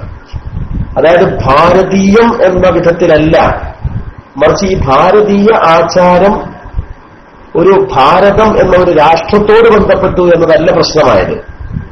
മറിച്ച് എന്താണ് പ്രശ്നം? അത് എം അക്ബർ തന്നെ ഒന്ന് പറയട്ടെ. ഇത് സകല വഹാബികളിത് കേൾക്കണം. സകല വഹാബികളിത് കേൾക്കും വേണം. വഹാബികളെ ഖണ്ഡിക്കാൻ വേണ്ടി ചില ആളുകൾ സുന്നത്യമായിട്ട് പറയുന്ന ആൾക്കാർ ഇത് കേൾക്കണം. നിലവിളക്ക് കൊളുത്തി ഉദ്ഘാടനം ചെയ്യുന്നതിന്റെ പിന്നിലുള്ള സത്തയും സാധാ നിലവിളക്ക് കത്തിക്കുക എന്നുള്ളതും തമ്മിൽ കൂട്ടിക്കുറച്ചുകൊണ്ട് രണ്ടും തുലനപ്പെടുത്തിക്കൊണ്ട് അപ്പോ നിലവിളക്ക് കൊളുത്തി ഉദ്ഘാടനം ചെയ്യുന്നതിന്റെ അനിസ്ലാമികതയുടെ അസാംഗത്യം ചോദ്യം ചെയ്യുന്ന ചില സോഷ്യൽ മീഡിയകളിലുള്ള പ്രചാരണങ്ങളിൽ ഏർപ്പെട്ട വിദ്വാൻമാരൊക്കെ അത് മനസ്സിലാക്കണം. ഈ കൂട്ടിക്കുറക്കുക എന്നുള്ളത് തന്നെയാണ് ഇവർക്കൊക്കെ സംഭവിച്ചുകൊണ്ടിരിക്കുന്ന, വഹാബികൾക്കും സംഭവിച്ചത് തന്നെയാണ്. വഹാബീസത്തിന്റെ നേർവിപരീതം എന്ന് പറയുന്നു നടക്കുന്ന ആളുകൾക്കും ഇത് തന്നെയാണ് സംഭവിച്ചുകൊണ്ടിരിക്കുന്നത്. രണ്ടും രണ്ട് ദിശയിലൂടെ പോകുന്നു എന്ന് മാത്രം. ഞാൻ പറഞ്ഞത് നിങ്ങൾക്ക് മനസ്സിലാകുന്നില്ലേ? ചില വാക്കുകളൊക്കെ സൂചനകൾ മാത്രമായിരിക്കും. സൂചനകളിൽ അടങ്ങിയ ആശയങ്ങളും അതിന്റെ വൈപുല്യത്തോടു കൂടി നിങ്ങൾ മനസ്സിലാക്കി കഴിഞ്ഞാൽ സംഗതികൾക്ക് എളുപ്പത്തിലാവും. ഫസൽ സാഹിബ് അത് തുടരട്ടെ. അപ്പൊ ഭാരതീയ ആചാരം എവിടുന്നാണ് പോകുന്നത്, അതിന്റെ മൻഷ്, അതിന്റെ മസ്ദർ അതെന്താണ് എം അക്ബർ തന്നെ പറയട്ടെ.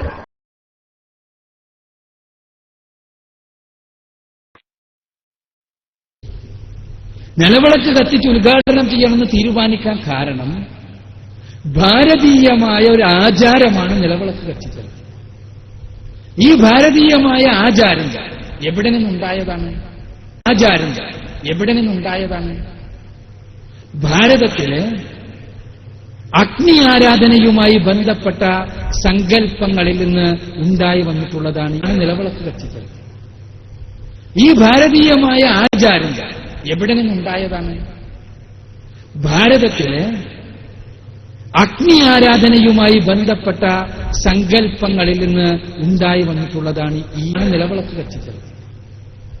ഈ ഭാരതീയമായ ആചാരം എവിടെ നിന്നുണ്ടായതാണ്? ഭാരതത്തിലെ അഗ്നി ആരാധനയുമായി ബന്ധപ്പെട്ട സങ്കല്പങ്ങളിൽ നിന്ന് ഉണ്ടായി വന്നിട്ടുള്ളതാണ് ഈ ആചാരം. അവിടെയാണ് പ്രശ്നം. ബന്ധപ്പെട്ട സങ്കല്പങ്ങളിൽ നിന്ന് ഉണ്ടായി വന്നിട്ടുള്ളതാണ് ഈ ആചാരം. അവിടെയാണ് പ്രശ്നം. ഞാൻ പറഞ്ഞല്ലോ, അവിടെയാണ് പ്രശ്നം. നിന്ന് ഉണ്ടായി വന്നിട്ടുള്ളതാണ് ഈ ആചാരം. അവിടെയാണ് പ്രശ്നം.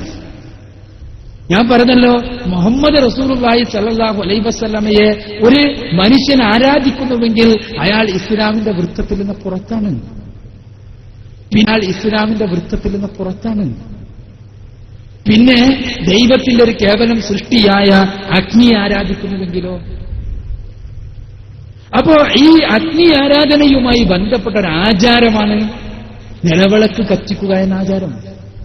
ആ ആചാരം അത് ഭാരതീയമായതുകൊണ്ടുള്ള എതിർപ്പല്ല നമുക്ക്. അത് അറേബ്യയിലുണ്ടായിരുന്ന ആചാരമാണ്. അഗ്നി ആരാധകന്മാരായ പാർസികൾ ഉപയോഗിച്ചിരുന്ന ആചാരം. ഇന്നും പേർഷ്യയിലുള്ള അഗ്നി ആരാധകന്മാർ, പാർസികൾ, അവര് പാർസി മതത്തിന്റെ ആളുകൾ, സെന്റവസ്ഥയുടെ കീഴിൽ ജീവിതം നയിച്ചുകൊണ്ടിരിക്കുന്ന ആളുകൾ, പാർസികൾ എന്ന് സ്വയം വിളിക്കുന്ന ആളുകൾ, അവർ അഗ്നി ആരാധനയുമായി ബന്ധപ്പെട്ട കർമ്മങ്ങൾ ചെയ്യുന്നുണ്ട്. അവർ ഭാരതീയമെന്നോ വിദേശീയമെന്നോ ഉള്ള വ്യത്യാസമല്ല ആ വിഷയത്തിലുള്ളത്. മറിച്ച് സർവലോക രക്ഷിതാവായ തമ്പുരാന്റെ അവനെ മാത്രം ആരാധിക്കണമെന്ന ആശയത്തിനെതിരെ അറേബ്യനായാലും ഭാരതീയമായിരുന്നാലും ആഫ്രിക്കനായിരുന്നാലും അമേരിക്കനായിരുന്നാലും പാശ്ചാത്യനായിരുന്നാലും പൗരസ്ത്യനായിരുന്നാലും ഏത് ആചാരവും സ്വീകരിക്കുവാൻ മുസ്ലിമിന് കഴിയില്ല. അവിടെയാണ് പ്രശ്നം. അവിടെ അഗ്നി ആരാധനയുമായി ബന്ധപ്പെട്ട ഒരാചാരമാണിത് എന്നുള്ളതുകൊണ്ട്, സൃഷ്ടിപൂജ ആണ് ഈ ആരാധനയുടെ അടിത്തറ എന്നുള്ളത് കൊണ്ട്, ഈ കർമ്മത്തിന്റെ അടിത്തറ എന്നുള്ളത് കൊണ്ട് മാത്രമാണ് പ്രശ്നം. അങ്ങനെ അളവൊക്കെ എത്തിച്ച മന്ത്രിയെ പുറത്താക്കിയ കഥയൊന്നും ഞാൻ കേട്ടിട്ടില്ല. ചിലവും സ്വീകരിക്കുവാൻ മുസ്ലിമിന് കഴിയില്ല. അവിടെയാണ് പ്രശ്നം.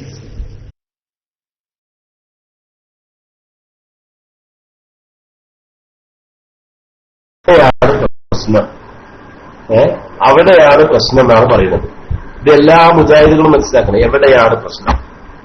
അഗ്നി ആരാധനയുടെ ഭാഗമായി നടത്തപ്പെടുന്ന ആചാരം, അത് ഭാരതീയമെന്നോ വിദേശീയമെന്നോ അതിൽ പ്രശ്നമല്ല. ഇത് അറേബ്യൻ സമൂഹത്തിലുള്ള അഗ്നി ആരാധകരുടെ ഒരു ഭാഗമായിട്ട് കടന്നുവന്ന ആചാരമാണ്.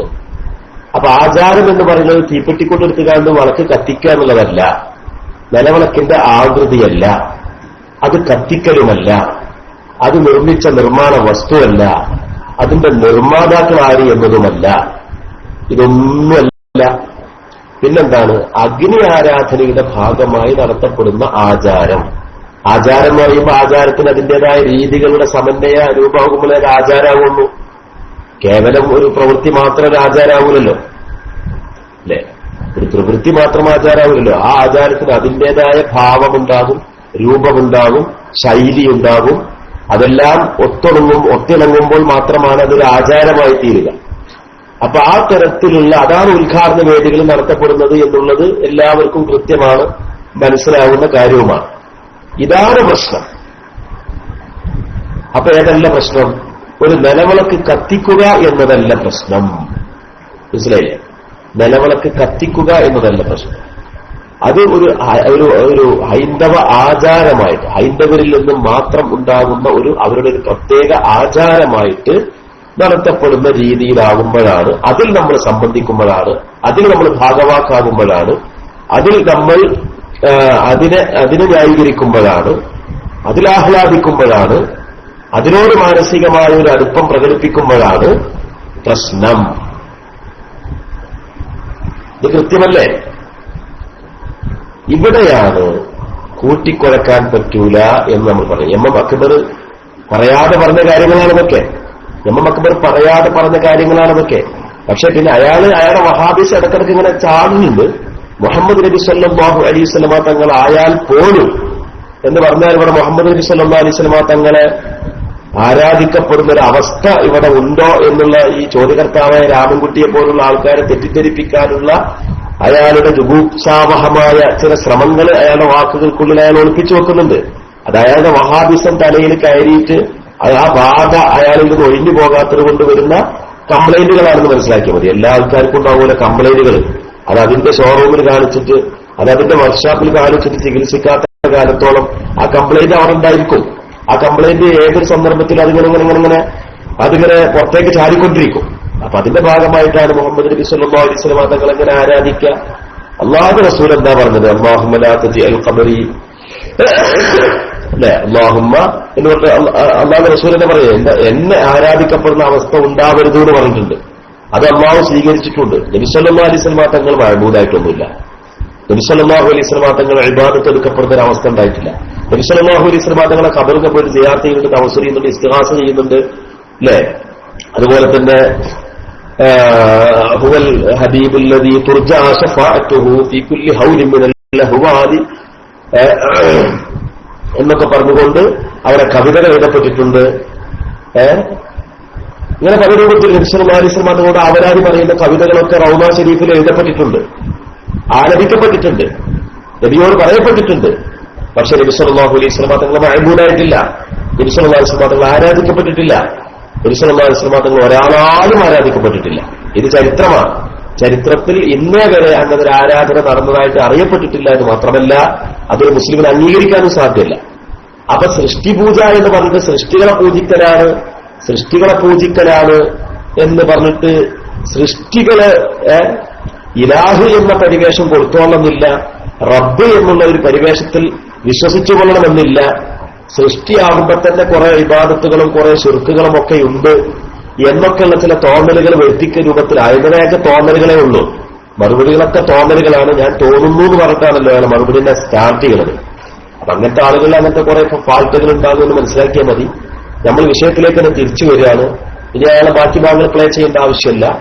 ഈ പറഞ്ഞതാണ് അതിന്റെ പ്രസക്തമായ ഭാഗം. അതിൽ പറഞ്ഞത് എന്താണെന്ന് വെച്ച് കഴിഞ്ഞാൽ ഇതൊക്കെയാണ്. എന്താണ്? നിലവിളക്കിനോട് എതിർപ്പില്ല, അത് കത്തിക്കുന്നതിനോട് എതിർപ്പില്ല, അതിൽ നിന്ന് വരുന്ന വെളിച്ചത്തോട് എതിർപ്പില്ല, വിളക്കിനോട് എതിർപ്പില്ല, അത് നിർമ്മാണ വസ്തുവിനോട് എതിർപ്പില്ല അല്ലെ, അത് നിർമ്മിക്കുന്ന ആളുകളോട് എതിർപ്പില്ല. പിന്നെ എവിടെയാണ് എതിർപ്പ്? അഗ്നി ആരാധനയുടെ ഭാഗമായുള്ള ഹൈന്ദവ ആചാരത്തോടാണ് എതിർപ്പ്. കേവലം ആചാരത്തോടല്ല, അഗ്നി ആരാധനയുടെ ഭാഗമായിട്ടുള്ള ഹൈന്ദവ ആചാരപരമായി നിർവഹിക്കപ്പെടുന്ന നിലവിളക്ക് കൊളുത്തുക എന്നുള്ളതിനോടാണ് എതിർപ്പ്. ഇതെന്തിനാ കൂട്ടരെ നിങ്ങൾ മക്കാമുകളിൽ എതിർക്കുന്നത് അല്ലെ?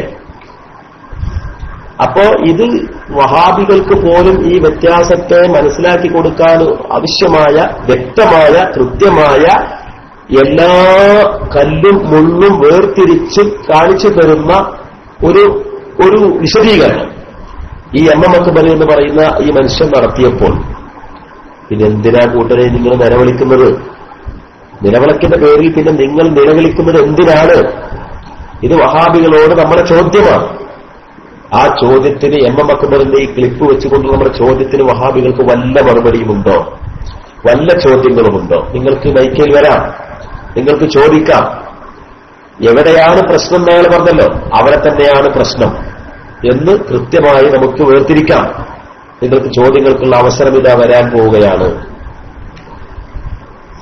അപ്പൊ അതാണ് സമസ്തകളുടെ വീട്ടിലെന്ന് പറയുന്നത് നിലവിളക്ക് കൊടുത്തുള്ളതാണ് ഇസ്ലാമികെന്ന്. ഇതൊരിക്കലും മക്കാമിനേറ്റ് ഒരു നിലക്കും ബന്ധപ്പെടുന്നില്ലല്ലോ. പിന്നെ മക്കാമിൽ നടക്കുന്നത് എന്താണ്? മക്കാമിൽ അവിടെ വിളക്ക് കത്തിക്കുകയാണ് ചെയ്യുന്നത്. അത് നിലവിളക്കാവാം, തൂക്കുവിളക്കാവാം, ചില്ലുവിളക്കാവാം അല്ലെ. പഴയ കാലത്ത് പല കോലത്തിലുള്ള വിളക്കുകളുണ്ടായിരുന്നു. ആ വിളക്കുകൾ അവിടെ കത്തിക്കുന്നത് അതിന്റേതായ ലക്ഷ്യമുണ്ട്. അവിടെ സിയാറത്തിന് വരുന്ന അപൂർവമായിട്ടാണെങ്കിലും അവിടെ സിയാറത്തിന് വരുന്ന ആളുകൾക്ക് വെളിച്ചം വിതറുക എന്ന ലക്ഷ്യമാവാം. അതല്ലെങ്കിൽ അവിടെയുള്ളതൊരു വലിയന്റെ മക്കാമാണ് എന്നുള്ള ആ ഒരു ബഹുമാനം ജനങ്ങളിൽ നിന്ന് ഉണ്ടാവാൻ ആവശ്യമായ ഒരു അടയാളപ്പെടുത്തൽ. ഞാൻ നിങ്ങൾക്ക് ഒരു ചെറിയ ഉദാഹരണം പറഞ്ഞുതരാം. അപ്പൊ ഞാൻ ഈ ജോലി ചെയ്യുന്ന പള്ളിയുടെ തൊട്ടടുത്ത് തന്നെ 60 രൂപയ്ക്ക് ബിരിയാണി കൊടുക്കുന്ന ഒരു ചെറിയ എന്താ പറയാ ഒരു ഭക്ഷണശാല ഉണ്ട്. ഹോട്ടൽ എന്ന് പറയാൻ പറ്റൂല, ഒരു ചെറിയ കട. അവിടെ പച്ച ലൈറ്റും ചുവപ്പ് ലൈറ്റും കത്തിക്കുന്നുണ്ട്. സത്യത്തിൽ അതിന്റെ ഉള്ളിൽ ഇഷ്ടംപോലെ ലൈറ്റുകളുണ്ട്, ഇഷ്ടംപോലെ ട്യൂബുകളുണ്ട്, ഇഷ്ടംപോലെ വെളിച്ചമുണ്ട്. പച്ച ലൈറ്റും ചുവന്ന ലൈറ്റും കത്തിക്കുന്നത് അതൊരു ബിരിയാണിയുടെ കേന്ദ്രമാണ് എന്നുള്ളൊരു ഉറപ്പ്, അങ്ങനെ ഒരു കീഴ്വഴക്കം, ഹോട്ടലുകളുടെ ഒരു അറിയിപ്പ്. ഹോട്ടലാണെന്നുള്ള ഭക്ഷണ കേന്ദ്രമാണ് എന്നുള്ള ബിരിയാണിയുടെ സെന്ററാണ് എന്നുള്ളതിനുള്ള ഒരു അറിയിപ്പ് യാത്രക്കാർക്കും നാട്ടുകാർക്കും അല്ലാത്തവർക്കൊക്കെ നൽകുന്ന ഒരു ഉറഫ് അങ്ങനെ നിലനിൽക്കുന്നുണ്ട്. അങ്ങനെയുണ്ട്. ദലാലത്ത് എന്ന് പറഞ്ഞാൽ ദലാലത്ത് എന്ന് പറഞ്ഞാൽ അദ്ദലാലത്തു, അറിയിപ്പ് എന്ന് പറഞ്ഞൊരു സംഭവമുണ്ട്. അദ്ദലാലത്ത്, അറബിയിൽ അദ്ദലാലത്ത് എന്ന് പറയും, മലയാളത്തിലെ അറിയിപ്പ് എന്ന് പറയും. എന്താണ്? കൗലു ശൈഇ ബിഹാലത്തി യൽസമു മിനൽ ഇൽമി ബിഹി അൽ ഇൽമു ബിശൈഇൻ ആഖറാണ്. ഒരു വസ്തു അല്ലെങ്കിൽ ഒരു സംഗതി അതിനെ പറ്റി ഉള്ള ആ അറിവ് ലഭിച്ച അറിവുണ്ടെങ്കിൽ മറ്റൊരു സംഗതി, മറ്റൊരു അറിവ് നമുക്ക് മനസ്സിലേക്ക് പെട്ടെന്ന് ഓടിയെത്തുന്ന വിധത്തിലാവുക എന്നാണ് അറിയിപ്പ് എന്ന് പറഞ്ഞാൽ. അത് ഭാഷകൾ അവയുടെ അർത്ഥങ്ങളുടെ മേൽ അറിയിക്കുന്നുണ്ട്. അതുപോലെ ഒരു സ്കൂളുള്ള സ്ഥലത്ത് ചിലപ്പോൾ എന്ത് ചെയ്യും, ഒരു തോളില് ബാഗ് പിടിച്ചു നിൽക്കുന്ന ഒരു ഓടുന്ന ഒരു കുട്ടിയുടെ ഒരു ഫോട്ടോ കൊടുത്തിട്ടുണ്ടാവും. അവിടെ സ്കൂളുണ്ട് എന്നാണ് അതിന്റെ അറിയിപ്പ്. ബസ്സിലുള്ള കണ്ടക്ടർമാരും അതുപോലെ ക്ലീനർമാരും ചെക്കർമാരൊക്കെ വിരലോണ്ടാണ് ചില ഗോഷ്ഠികൾ കാണിക്കുന്നതാണ്. എവിടെ മുന്നിൽ കയറിയ ആള് എവിടെ ഇറങ്ങുന്നത് ബാക്കത്തെ ആളിങ്ങനെ ചൂളം വിളിച്ച് ചോദിക്കുമ്പോ മുന്നത്തെ ആൾ എന്ത് ചെയ്യുന്ന വെച്ചാല് ചങ്കുമക്ക് 2-3 വെട്ട് നടത്തും. അയാളെ ചങ്കുമിങ്ങനെ കൈപ്പത്തി ഇങ്ങനെ വിലങ്ങനെ പിടിച്ചിട്ട് ഇങ്ങനെ വെട്ടും. അതിനകത്ത് ചങ്കുവെട്ടിയിലാണ് ആൾ ഇറങ്ങാനുള്ളത് ഇവിടെ. അപ്പൊ ചങ്കുമിങ്ങനെ കൈപ്പത്തി വിലങ്ങിന് പിടിച്ചിട്ട് 2 വെട്ട് വെട്ടിയാല് അതിന്റെ അർത്ഥം ചങ്കുവെട്ടിയതാണ്. അത് ബസ്സേരെ സ്ഥിരാഹാണ്. ചങ്കുവെട്ടി എന്ന് പറഞ്ഞാൽ കോട്ടക്കലടുത്തുള്ള സ്ഥലമാണ്, നാഷണൽ ഹൈവേയിലുള്ള ഒരു സ്റ്റോപ്പാണ്. അപ്പോ അതുപോലെ തന്നെ കെട്ടുകളുണ്ട്, കെട്ടുകൾ വിരലുകളെ കൊണ്ടൊക്കെ നടത്തുന്ന കെട്ടുകൾ. അതുപോലെ തന്നെ നാട്ടകളുണ്ട്. ഈ സർവേയർമാരൊക്കെ പഴയ കാലത്തൊക്കെ ഭൂമി, ബ്രിട്ടീഷുകാരുടെ കാലത്ത് സർവേ നടത്തിയ ഭൂമികൾക്കൊക്കെ സർവേ കല്ലുകൾ ഭൂമിയുടെ അടിയിൽ പതിച്ചിട്ടുണ്ടാവും. ആ കല്ലുകൾ നോക്കിയിട്ടാണ് സർവേ ഒക്കെ തീരുമാനിക്കല്. അപ്പൊ അതൊക്കെ ആ സർവേ കല്ലുമ്പോ അതിന്റേതായ അടയാളങ്ങളും ചിഹ്നങ്ങളൊക്കെ ഉണ്ടാവും. ആ ചിഹ്നം ഉപയോഗിച്ചിട്ടാണ് ഏത് എവിടെയാണ് എന്താണ് ഈ ഭൂമിയുടെ കിടപ്പ് എന്തിങ്ങനെയാണ് എന്നൊക്കെയുള്ളത് തീരുമാനിക്കാൻ. അപ്പൊ അങ്ങനെയുള്ള ആ അറിയിപ്പ്, അങ്ങനെ മഹാന്മാരായ ആളുകളുടെ ഖബറാണെന്നുള്ള ഒരു അറിയിപ്പിന്റെ ഭാഗമായിട്ട് അവരെ തഅലീം ചെയ്യണം എന്ന് ജനങ്ങളെ ഒരു മുന്നറിയിപ്പ് കൊടുക്കുക എന്ന വിധത്തിലായിട്ട് ഒക്കെയാണ് അവിടെ വിളക്ക് കത്തിക്കപ്പെടുന്നതെങ്കിൽ അതും നിലവിളക്ക് കൊളുത്തി ഉദ്ഘാടനം ചെയ്യുന്ന ആചാരവും തമ്മിൽ ബന്ധമില്ല. അതാണ് ഇതിന്റെ ഫർക്ക്. അങ്ങനെയാണ് ഇതിന്റെ ഫർക്ക് പറയേണ്ടത്. അതല്ലാതെ ഒന്ന് ആരാധനയാണ്, മറ്റേത് ആദരവാണ്. അപ്പൊ ആദരവാകുമ്പോ നിലവിളക്ക് കൊളുത്തി ഉദ്ഘാടനം ചെയ്യുന്ന ആചാരവും നമുക്ക് സ്വീകരിക്കാം. ചില ആളുകൾ മക്കുമ്പറയിലുള്ള നിലവിളക്ക് കത്തിക്കുന്നത് ആദരവിന്റെ ഭാഗമാണെന്നും അതേസമയത്ത് നിലവിളക്ക് കൊടുത്ത് ഉദ്ഘാടനം ചെയ്യുന്നത് ആരാധനയുടെ ഭാഗമാണെന്നും വ്യത്യാസം പറഞ്ഞുകൊണ്ട് തടിസലാമത്താക്കുന്നുണ്ട്. അപ്പൊ അങ്ങനെ ആകുമ്പോൾ ഇതിൽ പ്രശ്നം വരുന്ന നിലവിളക്ക് കൊടുത്ത് ഉദ്ഘാടനം ചെയ്യുന്ന ആ ആചാരഭാവങ്ങളോടെയുള്ള കാര്യം ആദരവ് എന്ന നിലക്ക് ചെയ്യുകയാണെങ്കിൽ അതിൽ അനിസ്ലാമികതയില്ല.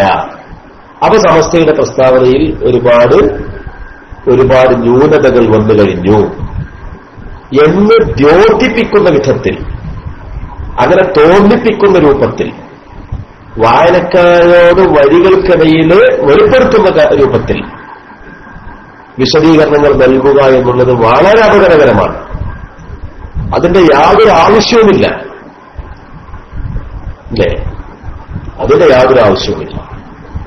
അപ്പൊ ഇത് ഇവിടെയുള്ള വ്യത്യാസം എന്നാൽ ഒരു ആചാരം അല്ലേ, ഒരു എഴുത്തിമാല്, ഒരു ആചാരം. ആ ആചാരം ലാ യസ്ദറു ഇല്ലാ മിനൽ കുഫാർ, കാഫിരീങ്ങളിൽ നിന്നല്ലാതെ ഉണ്ടാകുന്ന ഒരു ആചാരം. ആ ആചാരം മുസ്ലിമീങ്ങൾ അതേപടി അനുവർത്തിക്കുക എന്നുള്ളതാണ് നിലവിളിക്ക് കൊളുത്തി ഉദ്ഘാടനം ചെയ്യുക എന്നുള്ള ഇന്ന് നമ്മൾ കണ്ടുവരുന്ന ഈ വിഷയത്തിൽ അടങ്ങിയിട്ടുള്ളത്. അതൊരു മുസ്ലിമിന് സ്വീകാര്യമല്ല.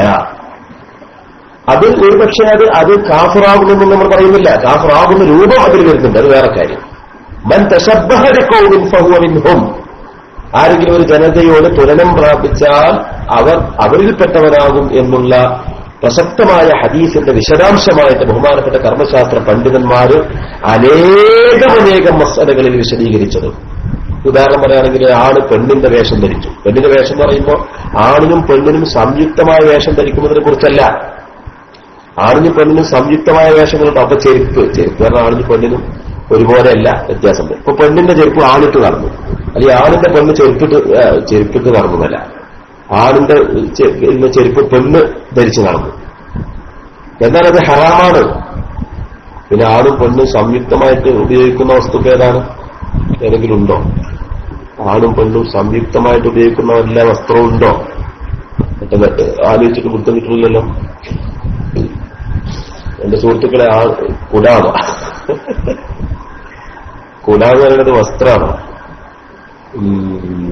ആണും പെണ്ണും സംയുക്തമായിട്ട് ഉപയോഗിക്കുന്ന എന്തെങ്കിലും ഒരു ഉദാഹരണം പറയും സുഹൃത്തുക്കളെ. നിങ്ങളൊക്കെ അത് ശ്രദ്ധിക്കുന്നില്ല എന്നാ തോന്നുന്നത്. കോട്ട് എന്ന് പറയുന്നുണ്ട്.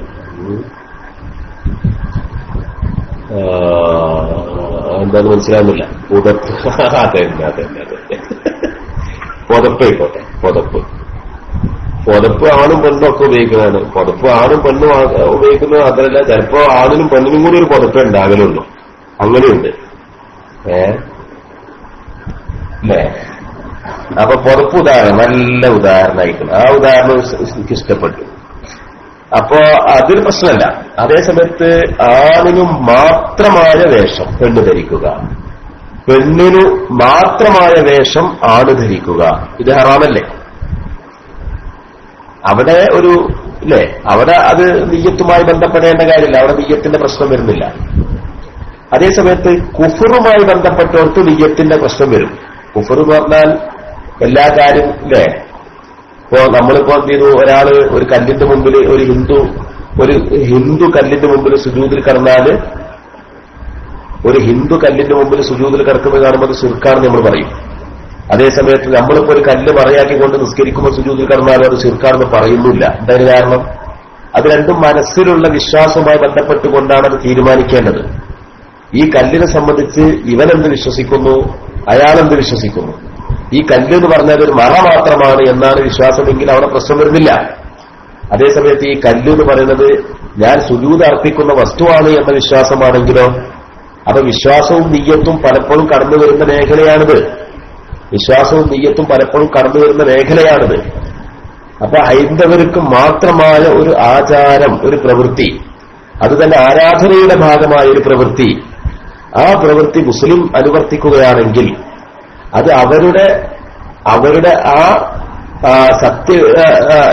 അവരുടെ ആ കുഫർ, അവിശ്വാസത്തോട് താല്പര്യം പുലർത്തിക്കൊണ്ടാണ് നിർവഹിച്ചതെങ്കിൽ അവൻ മുർത്തദ്ദായി പോകുന്നതാണ്. അവിശ്വാസത്തോട് താല്പര്യമൊന്നുമില്ലാതെ ഒരു ആഘോഷത്തിന്റെ ഭാഗമായിട്ടാണ് അത് നിർവഹിക്കുന്നതെങ്കിൽ ആ ആഘോഷത്തിൽ പങ്കെടുക്കുക എന്നതാണ് ലക്ഷ്യമെങ്കിൽ അത്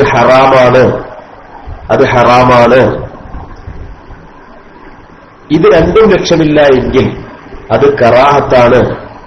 അല്ലേ? പക്ഷെ കറാഹത്ത് എന്ന് പറയുമ്പോൾ ഒന്നും രണ്ടും ലക്ഷ്യമാക്കാതെ അമുസ്ലിമീങ്ങളെ ഈ ഉദ്ഘാടന ചടങ്ങിന് നമ്മൾ ചെന്ന് പങ്കെടുക്കാൻ പറ്റും? നമ്മൾ സ്വന്തമായിട്ടല്ലാതെ അവരുടെ ആ ഉദ്ഘാടന ചടങ്ങിൽ അവരോടൊപ്പം നമ്മൾ പങ്കെടുക്കുകയാണെങ്കിൽ മനസ്സിൽ ഉദ്ദേശമില്ലെങ്കിലും അത് ഹറാമായി തീരും. അപ്പൊ അവിടെ ഉദ്ദേശത്തിലേക്ക് നോട്ടമില്ല. അവരോടൊപ്പം അവരുടെ പ്രവൃത്തിയിൽ നമ്മൾ പങ്കെടുക്കുകയും അവരുടെ കൂട്ടത്തിൽ നമ്മൾ പങ്കെടുക്കുകയും ചെയ്താൽ, അവരുടെ പ്രവൃത്തി നമ്മൾ ചെയ്യുകയും അവരുടെ കൂട്ടത്തിൽ നമ്മൾ പങ്കെടുക്കുകയും ചെയ്താൽ അത് ഹറാമാകും. പലപ്പോഴും അത് കുഫറുമായി തീരും. ഇത് യാദൃശ്ചികമായിട്ട് അവിചാരിതമായിട്ട് അവരുടെ അതേ പ്രവൃത്തി നമ്മളിൽ നിന്ന് വന്നാൽ അത് യാദൃശ്ചികമാവണം, അവിചാരിതവുമാവണം. എങ്ങനെ? യാദൃശ്ചികമാവണം, അവിചാരിതം. നമ്മുടെ വിചാരത്തിൽ അതില്ല, അവരുടെ പ്രവൃത്തിയോട് താദാത്മ്യപ്പെടുത്തുക എന്നില്ല. അതുപോലെ തന്നെ യാദൃശ്ചികമായി സംഭവിച്ചതാണ്.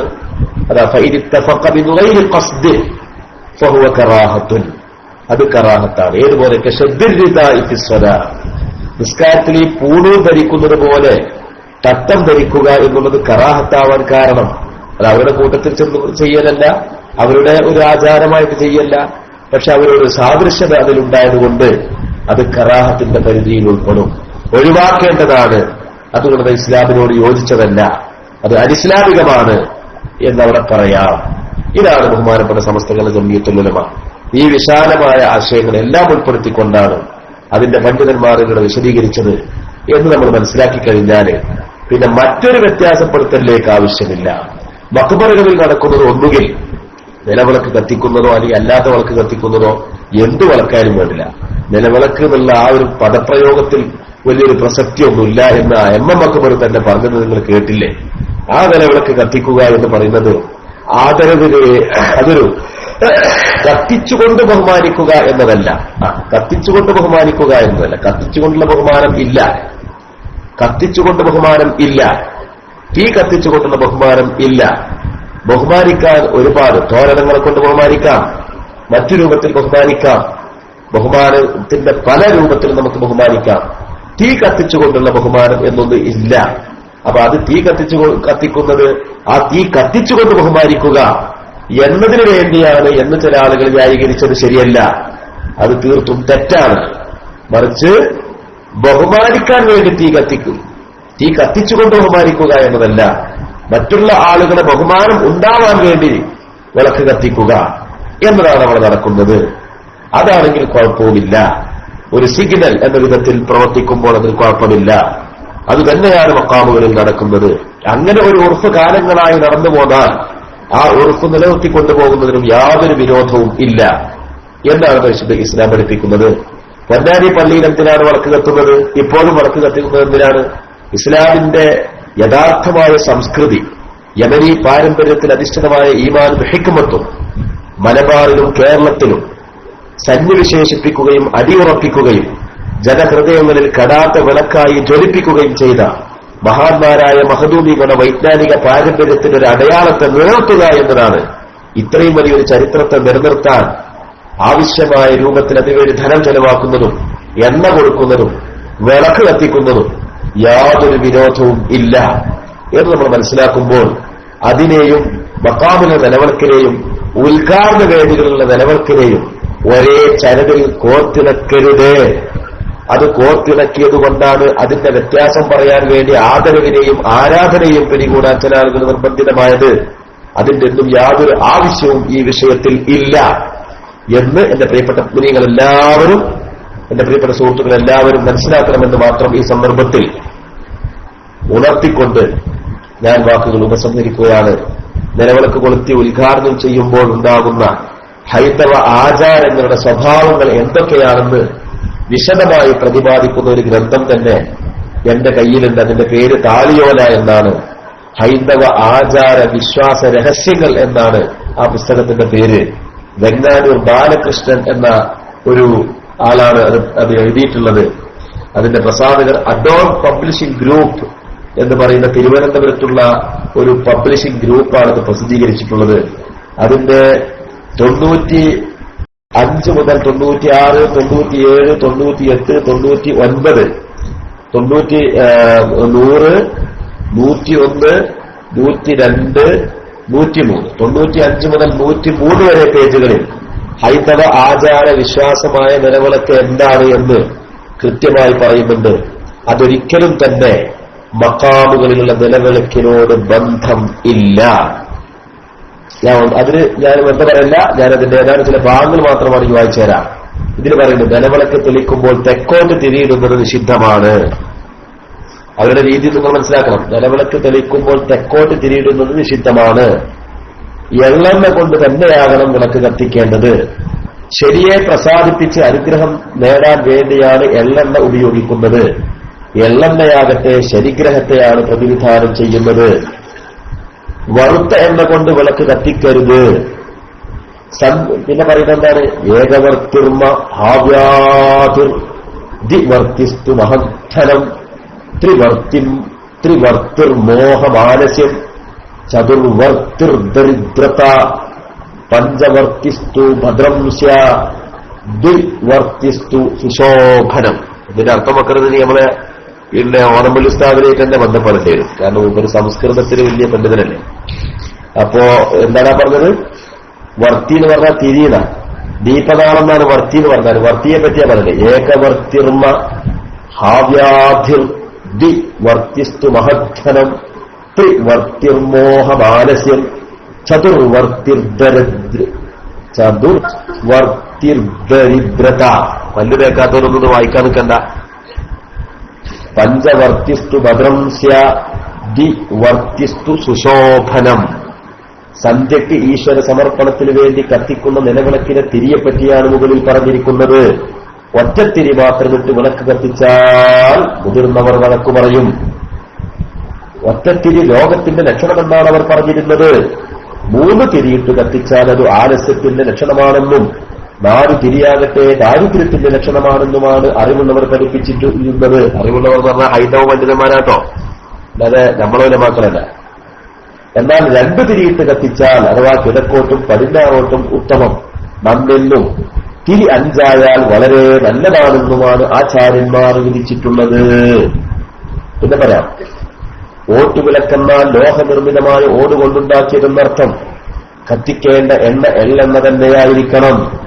ഓട്ടുവിളക്കിലെ ലോഹനിർമ്മിത ശക്തിയും എള്ളെണ്ണയിലെ ഇരുമ്പിന്റെ ശക്തിയും കൂടിച്ചേരുമ്പോൾ ജ്വലിക്കുന്ന നാളത്തിന് ചുറ്റും പ്രാണോർജം, അതായത് ആരോഗ്യശക്തി പ്രസരിക്കും.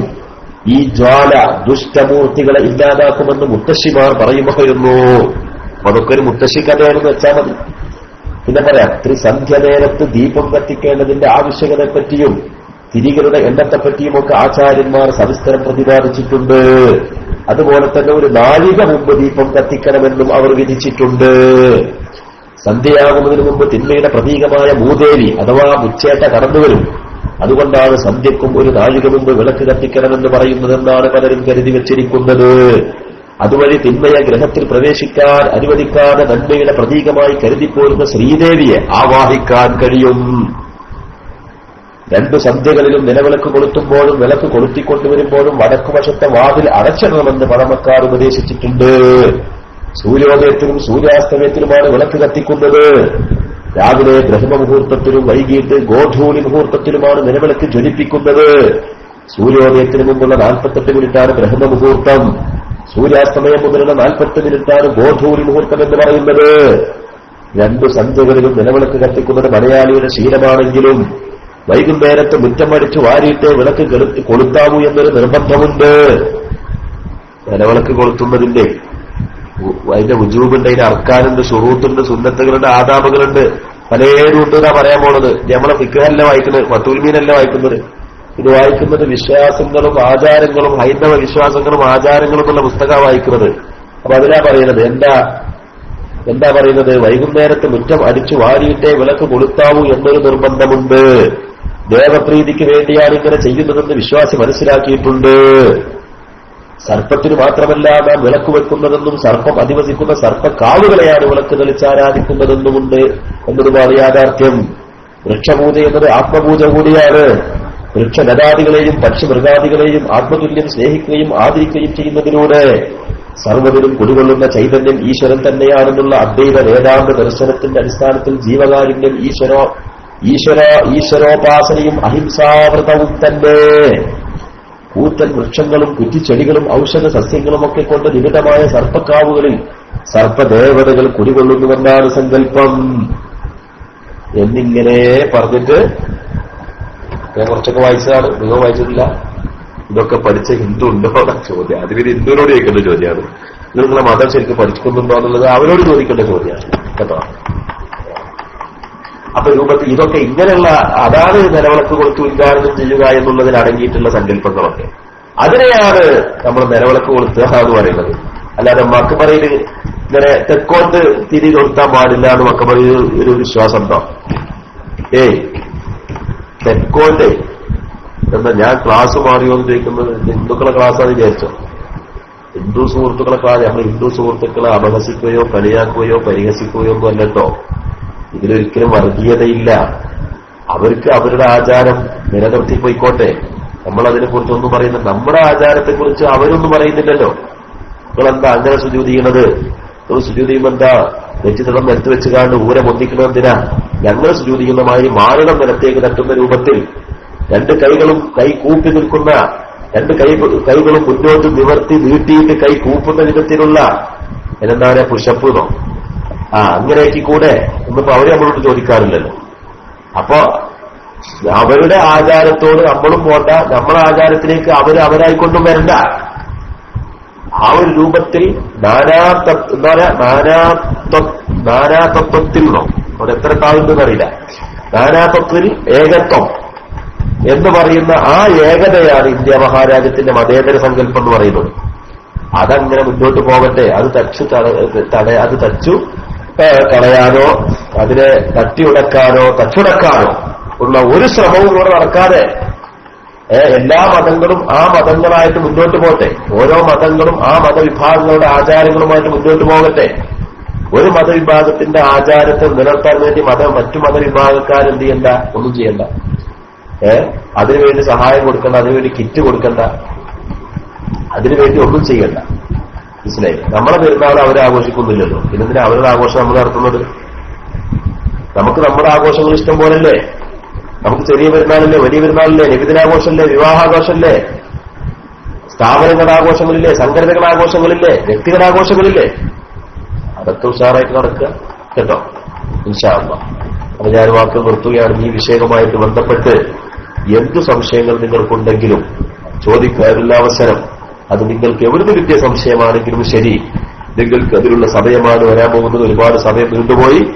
അല്ലാഹു സുബ്ഹാനഹു വ തആല കാര്യങ്ങൾ വ്യക്തതയോടുകൂടി മനസ്സിലാക്കാനുള്ള തൗഫീഖ് നമുക്ക് അല്ലാഹു പ്രദാനം ചെയ്യട്ടെ എന്ന് മാത്രം ദുആ ചെയ്തുകൊണ്ട് ഞാൻ നിർത്തുന്നു. അൽഹംദുലില്ലാഹി റബ്ബിൽ ആലമീൻ. അസ്സലാമു അലൈക്കും.